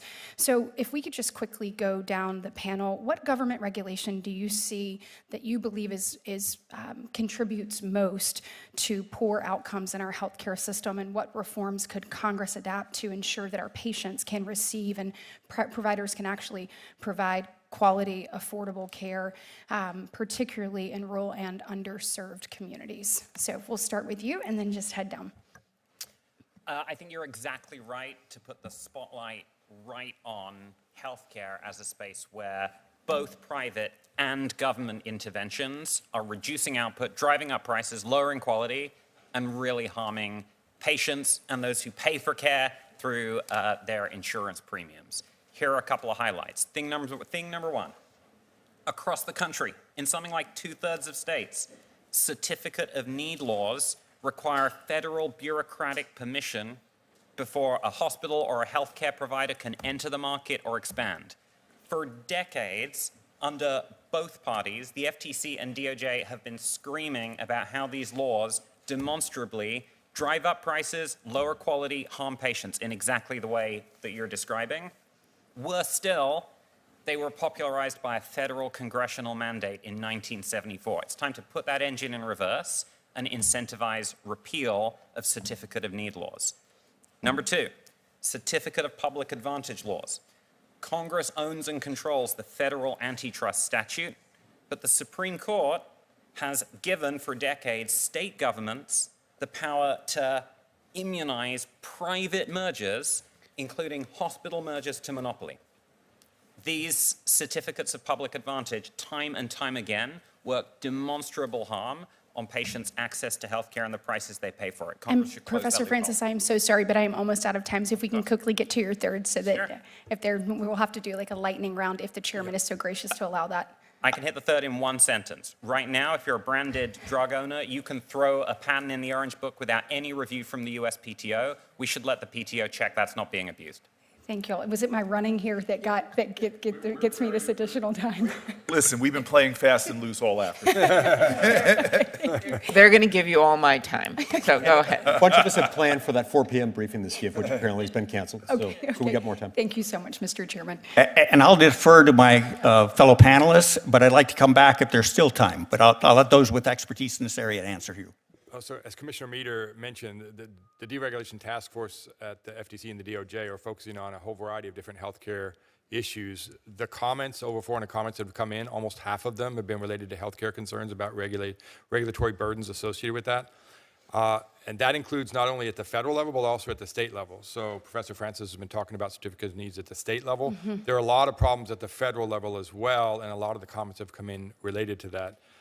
So, lower cost treatment options, like nurse practitioners and nurse anesthesiologists, there's restrictions on that. Rules that prevent physicians from owning medical facilities, site of care restrictions, the whole variety of things. And so as part of this executive order, we're collecting all of that suggestion, and then we're trying to prioritize the ones that we think are most likely to be the most beneficial to the average American consumer, and then we're going to be working with cooperative agencies to try to see if we can revise some of these regulations. So that's basically the answer that I would say at the federal level. Thank you so much, Mr. Alford.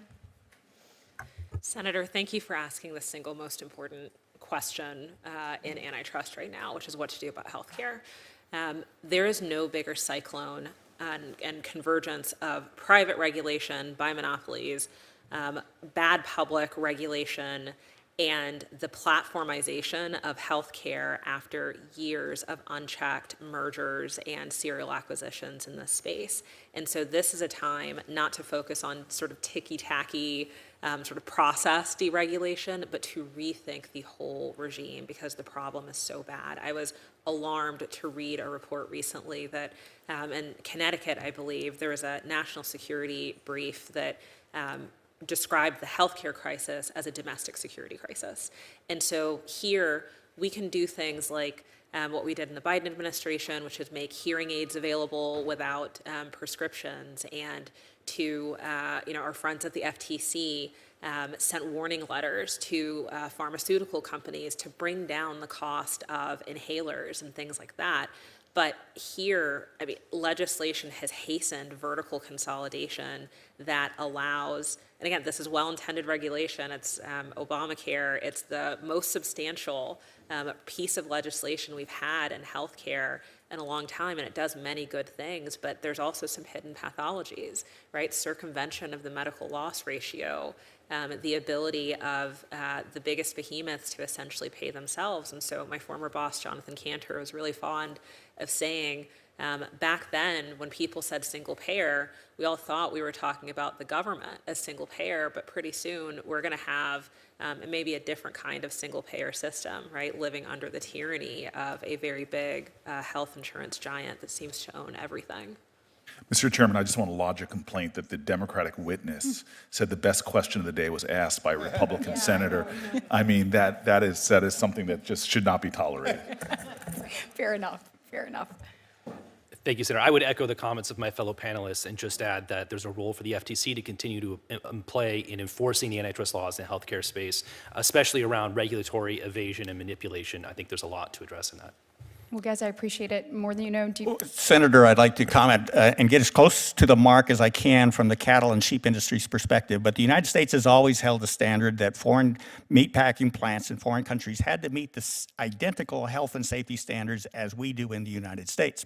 However, after we entered the World Trade Organization, first thing we did was relax the standard requiring foreign countries to have food safety standards at least equal to the United States. We relaxed it to where now the standard is close enough.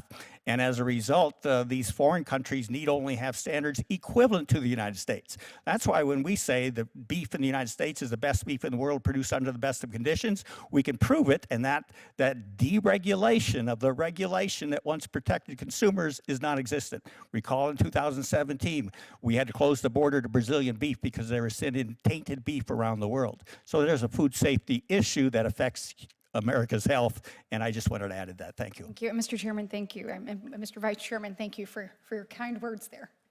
He prefers to be called Viceroy, but anyway, that's just him. Senator Klobuchar. Thank you. And thank you for your words on public health from the ag perspective as well, Mr. Bullard. As you know, I do a lot with ag over in the Agriculture Committee, which Senator Booker is part of as well. And thank you for being here. I did want to take off on the healthcare question first, and thank you for your comments, Ms. Mekki. And just specifically on pharmaceuticals, as you know, we've done a lot of work in this committee with Senator Grassley and others on the pay for delay bill that he and I have long sponsored, and we've had other legislation with a number of people on this committee to stop some sham practices. But one way there's been an abuse of rules is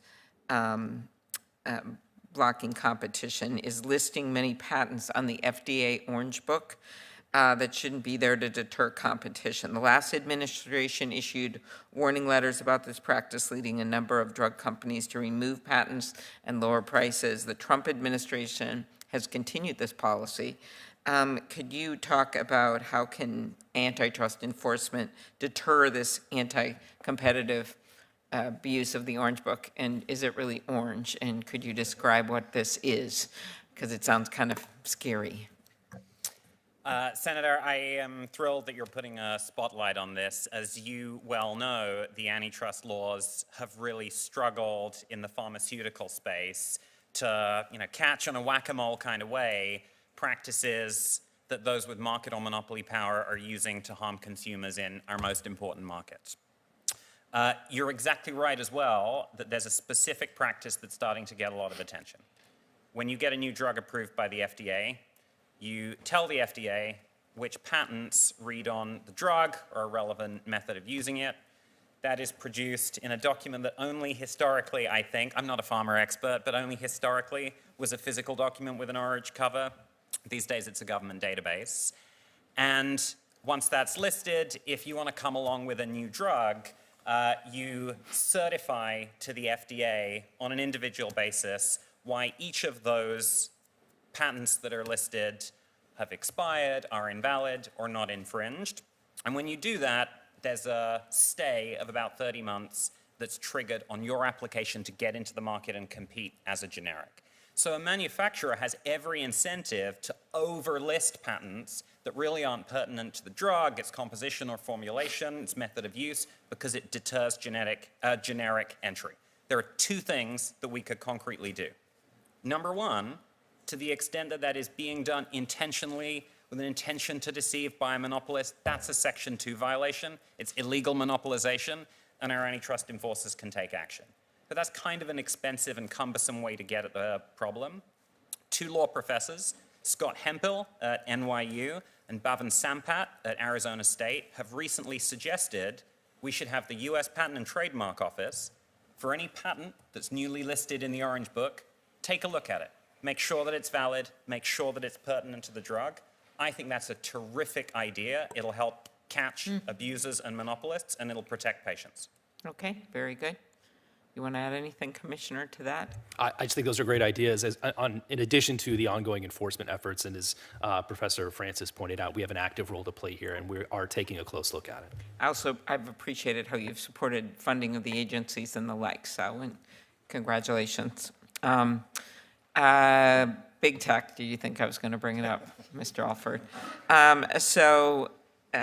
Congress, still, we have yet to enact common sense rules of the road, although Senator Lee and I worked together on the allowing state AGs, his bill, to keep the cases where they were brought, and also we've done something on merger fees that was temporarily set back, but I will say the newest budget from the administration allowed those merger fees to be charged. This is under the ongoing CR. There's a limit on them, and those merger fees, while they're collected, should be going to antitrust, as you know. So platforms have turned into their own unaccountable regulators. Apple sets the rules for app developers, including an onerous 30% private tax, the subject of a bill that Senator Blumenthal and Senator Blackburn and I and others have taken on. Amazon does the same for independent business selling products online. Google and Facebook control much of what we see online and the advertising dollars that flow from it. Mr. Alford, in your testimony, you said that the Antitrust Division's mission is to stop cartels and monopolists from exploiting their power to act as governors of their industries. I like that. That was good. What role does antitrust law play in protecting consumers, workers, small businesses from this arbitrary regulation? Thank you for the question. Just a 1-second caveat on the pharmaceutical question. On June 30th, the Department of Justice and the Federal Trade Commission is having a listening session on drug pricing pursuant to the EOs on drug pricing. Very good. To answer your question on, thank you for the legislation that Senator Lee and Senator Klobuchar sponsored with respect to the budget and the fees and the merger fees going to the Department of Justice. It's incredibly helpful, and we're very encouraged by the fact that the Trump administration budget has encouraged the payment of those merger filing fees to the DOJ. With respect to platforms and the private moats that they are creating, I think that one of the goals of monopoly abuse is to basically capture the entire universe of the market action that happens within those platforms, so that there is essentially no real freedom of mobility for consumers and no viable entry for other competitors.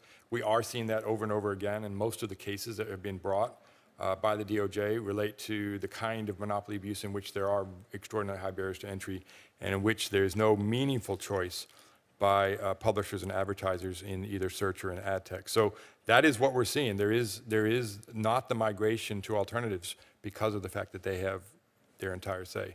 And of course, I should also add that the private litigation in Epic Games is also related to the kind of things you're talking about as well, and the sort of tax on the apps.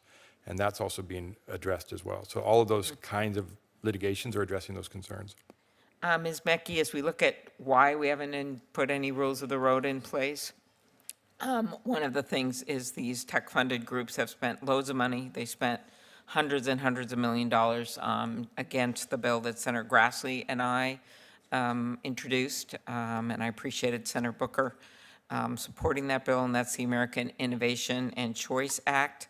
And it passed through this committee. but then a whole lot of lobbying took place. How do dominant companies use their power to influence the government to enact rules that protect their market position and stop us from seemingly putting any rules of the road in place? I think people of all stripes agree that we need competition, and big tech is a theater that brings together a lot of people across the political continuum who are worried about competition in these markets. What I find so interesting about the tech companies is that they really resisted antitrust for a very long time and thought that was too radical, and instead said, well, we'd like regulation, but wait, not that regulation. And so in the backdrop of all of They that. said, let the states do it, but now they're like, no, don't let the states do it. Anybody but the states, right? But in the backdrop of that, the agencies have been litigating big sweeping monopolization cases. Yes. And so far have been winning, whether it's the Google search case or the Google ad tech case. We have the Meta trial that our friends at the FTC just concluded, and we'll see what the outcome of that case is. But I think that courts are making findings that really support the underlying foundation of the legislation. And so, you compare the tens of millions of dollars that the agencies had to expend just on expert fees to litigate those cases to get to outcomes that the legislation likely would have also helped us get to. That's what I've said this many times in this very room, that if they'd work with us on some reasonable rules, we wouldn't have been where they are right now, which is two very different administrations pursuing the same cases, which is usually a sign of success if you look at AT&T and other cases from the past when it bridged political parties. Last question, Mr. Meador.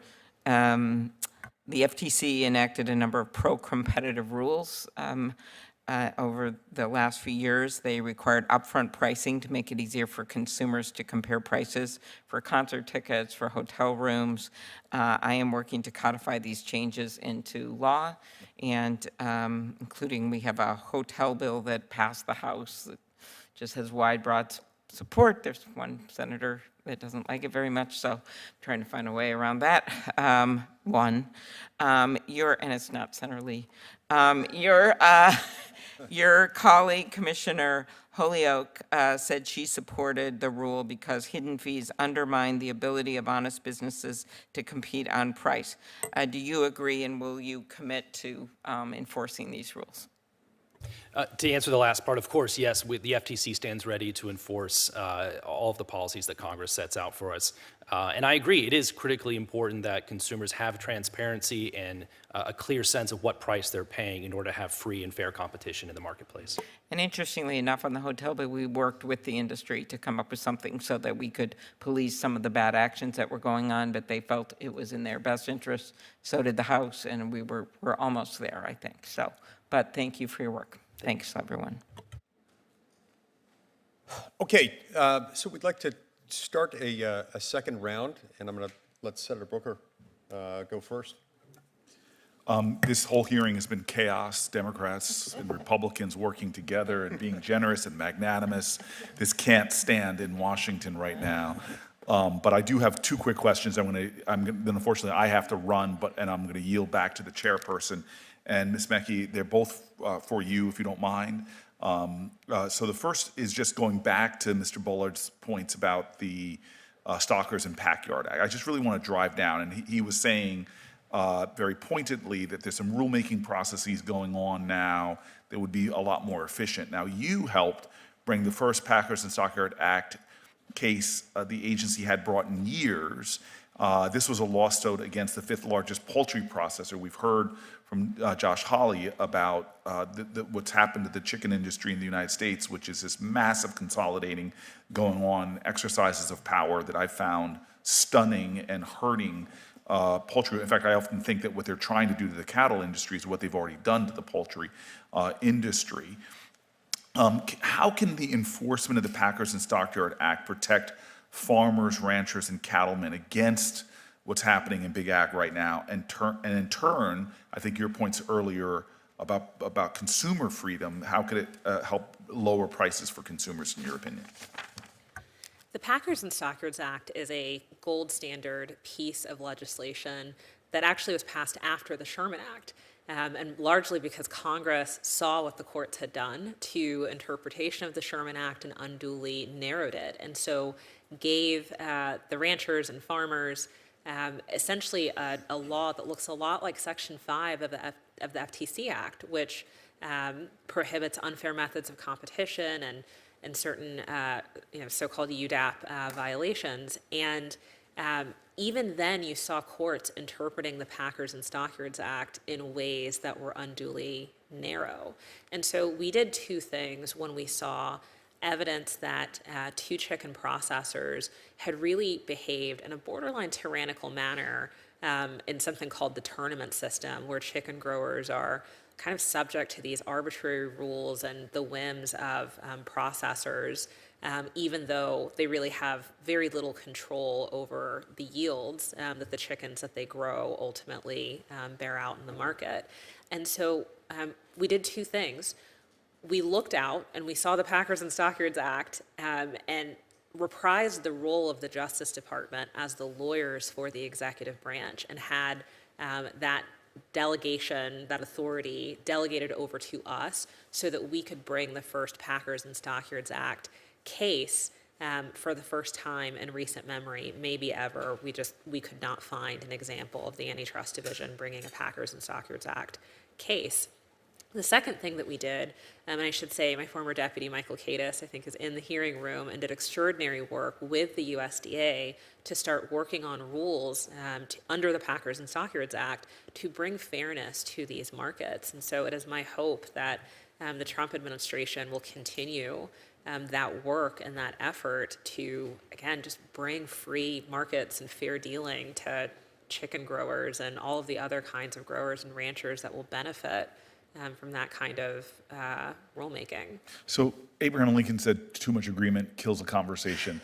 So let me insinuate some partisan nature of this conversation. But in all seriousness, Democrat and Republican presidents have failed, in my opinion, to bring aggressive enforcement to the level that we need to deal with the large corporate concentration that's from the healthcare industry, from farms to pharma, let's put it that way. But I am concerned that we have an administration right now, and I agree with Mr. Alford's quoted in his testimony, the alliance between big business and big government must be broken. I have a lot of concerns right now with the president's alliance with certain big businesses, specifically Elon Musk.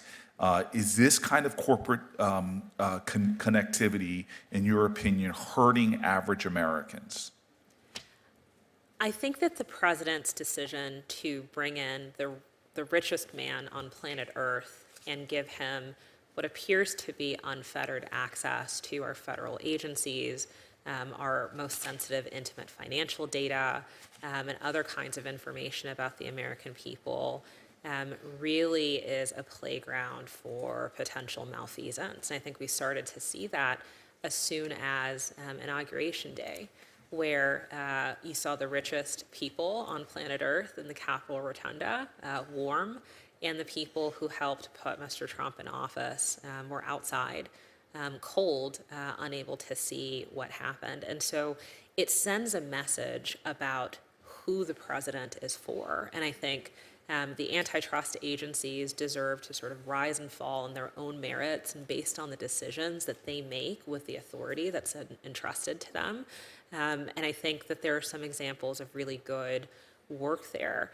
There are other parts of the administration that really give me a lot of anxiety and a lot of pause about the incredible power that we've entrusted to the executive branch. And so whether it's Mr. Musk's ambitions in space, whether it's his ambitions in potential payment platforms, they're sort of the recipe for conduct that could really hurt people, and I think it deserves very close scrutiny. So I just want to give one more note of gratitude to the witnesses and to the grace of my colleague for allowing me to get my questions in really quickly. I'm going to leave, therefore I surrender any check and balance to this hearing whatsoever. I just want to remind him that I did abuse my power when he left, but two wrongs do not make a right. Thank you, everybody. Thanks so much, Senator Booker. It really is immense trust and confidence that he's placed in with this. I mean, for all he knows, I could spend the whole afternoon talking about the Dormant Commerce Clause now, but we won't put everybody through that. There are a few follow-ups I want to answer. Mr. Bullard, you mentioned the benefits of the OFF Act, and I appreciate your support for that in your comments. How, in your view, has USDA oversight failed to oversee the checkoff programs adequately, resulting in some of these problems in the programs? Yeah, so historically, it's been a hands-off approach by the U.S. Department of Agriculture. A private consultant found in 2010 that there were about $200 and some thousand were misappropriated out of the checkoff funds. Soon thereafter, the OIG did an investigation and completely ignored that malfeasance. And upon our complaints, they redid their report, and suddenly they made mention of it. But so the U.S. Department of Agriculture was asked for many years to separate the organization that's the major recipient of the beef checkoff program, to separate what the subgroups they had within their organization that they claimed to have a firewall between. But, and that's the Federation of State Beef Councils that's housed within the National Cattlemen's Beef Association. But no action has ever been taken.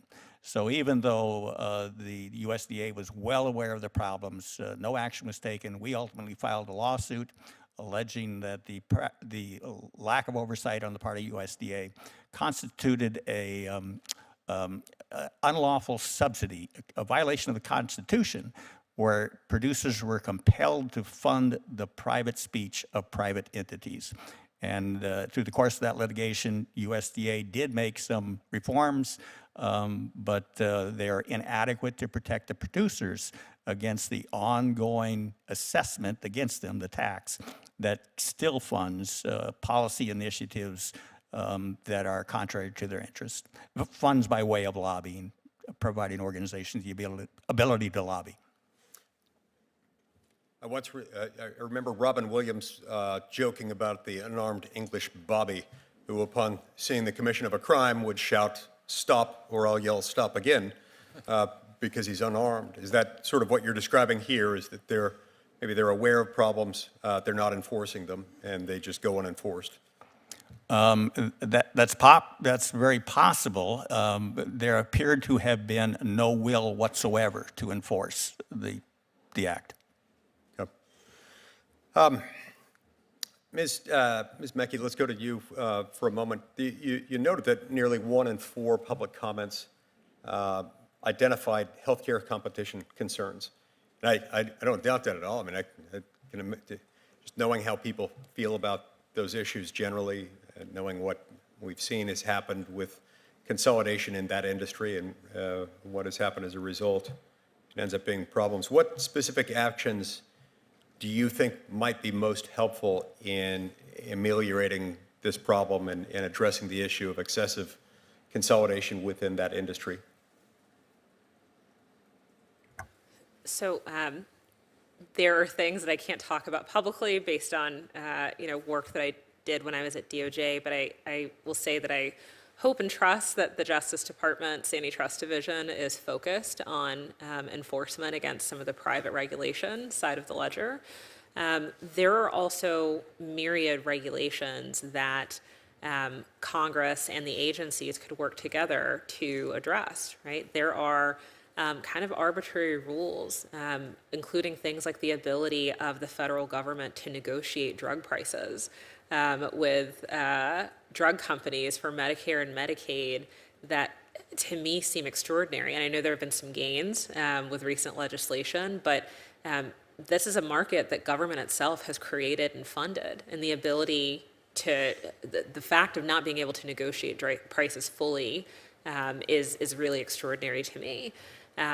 Even in the face of prior authorizations and distant, faceless, sometimes nameless personnel who decide whether a doctor's decisions to, prescribe certain medications or recommend certain courses of care, they can veto that, right? And even when Americans are facing those kinds of circumstances with their health insurers, they're not allowed to switch their health insurance except for once a year, right, for most Right. people.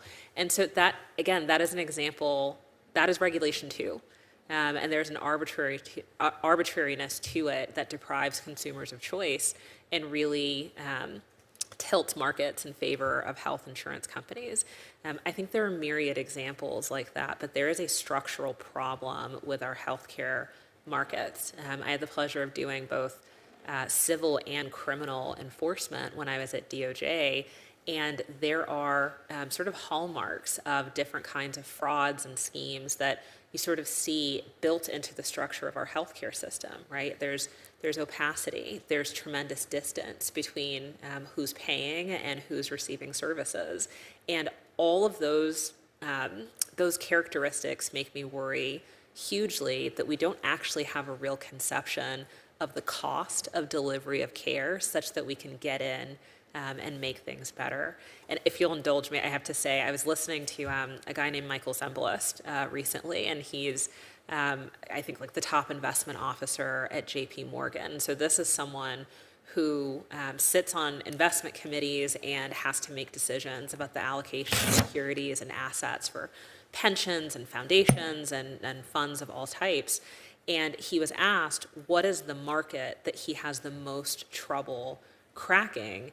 And he said healthcare, right? And this is someone who's figured out, keys to unlocking the energy crisis as we see an explosion in AI services in the product ecosystem, who's really taken a close look at big tech and other markets that are quite difficult sometimes to navigate. But healthcare is the one that is the most opaque and mysterious, even for someone whose full-time job it is to understand markets and make money for a very large bank. Can I just have a quick comment on that? Because we inherited some of the healthcare cases that she is referring to. Right. And so I just want to say that at the Department of Justice, Attorney General AAG Slater has healthcare antitrust enforcement as her top priority. It is an absolutely critical aspect of the work, and we talk about it every single week.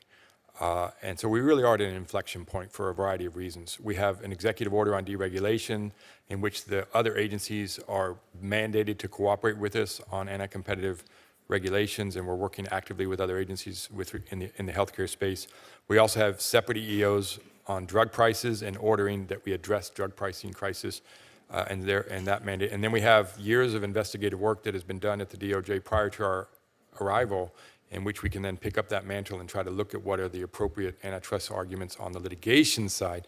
And imagine the excitement that the DOJ antitrust lawyers felt when they won the Google case and then won the next Google case. Imagine the same kind of excitement that we'll be having when we successfully win a healthcare case like that and successfully get regulatory reform to address some of the healthcare crisis. That's what we're looking at. Thank you. Both of your answers are very helpful. And Ms. Mekki, I loved your description of, hadn't quite thought through to that extent. You're describing essentially switching costs. And switching costs made more complicated by virtue of the narrow time window in which Americans, particularly on an employer-sponsored plan, but really on most plans, have to make a decision more or less annually. And if it is an employer-sponsored plan, as is often the case, they'll also be somewhat limited based on which plans their employer is willing to consider. And with the Byzantine labyrinth of federal regulatory requirements that they have to comply with in order to do it, that itself probably interferes with their ability to disrupt the marketplace through more innovative plans. Is that a fair characterization of some of what you've said? That is certainly one flavor of the problem. There's also just, going up a level, most people really struggle to shop for healthcare. It is so complex. And again, if you're a new health plan and you're operating in, as you noted, the labyrinth of different requirements, whether imposed by the federal government or a state government or the private monopolies, you are essentially having to take little nibbles as opposed to doing big, sweeping, innovative, great things that the American people all else being equal, may well prefer to the existing plans. Right. No, that's a great point. And some of those monopolies, or there's been consolidation in the industry. That consolidation has led to a smaller number of major players having a significant sort of dominant control over that industry, in part because the regulatory nature of things will tend inevitably to make it easier for a startup, a new competitor, to come onto the scene. Yeah, that's an entrenched problem. Mr. Meador, after sifting through the 400 comments or so, what are your insights on this and where we ought to go with it? As I mentioned in my opening remarks, I think the key insight is that we are seeing a similar perspective across multiple different parts of the American economy. Individuals, small businesses, organizations that represent multiple businesses are all pointing out that many of our regulations do seem tilted in favor of large incumbents. They prevent entry. They're frustrating consumers getting the outcomes that they're looking for. And so I think this is a target-rich environment, both for antitrust enforcers, for regulatory agencies, and for Congress to step in and fix the problem, to make sure that our regulatory system and our law enforcement efforts all work to the benefit of American consumers. Great. Mr. Alford, I want to go back to what you were talking about a minute ago. Given the wide variety of state-level regulations, from rent control regimes to livestock inspection requirements, how does the Antitrust Division plan to coordinate with state attorneys general and legislatures in order to identify and roll back some of the more burdensome and anti-competitive restrictions? Yeah, it's a great question. So as you look at the sort of deregulation projects that one can envision, you have a four-box matrix. You have federal laws, you have federal regulations, you have state laws, and you have state regulations.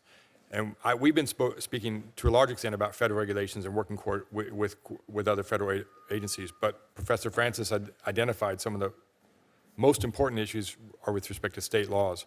And so in that respect, I think there's a variety of things that could happen. He's already referenced the Dormant Commerce Clause. You've referenced the Dormant Commerce Clause.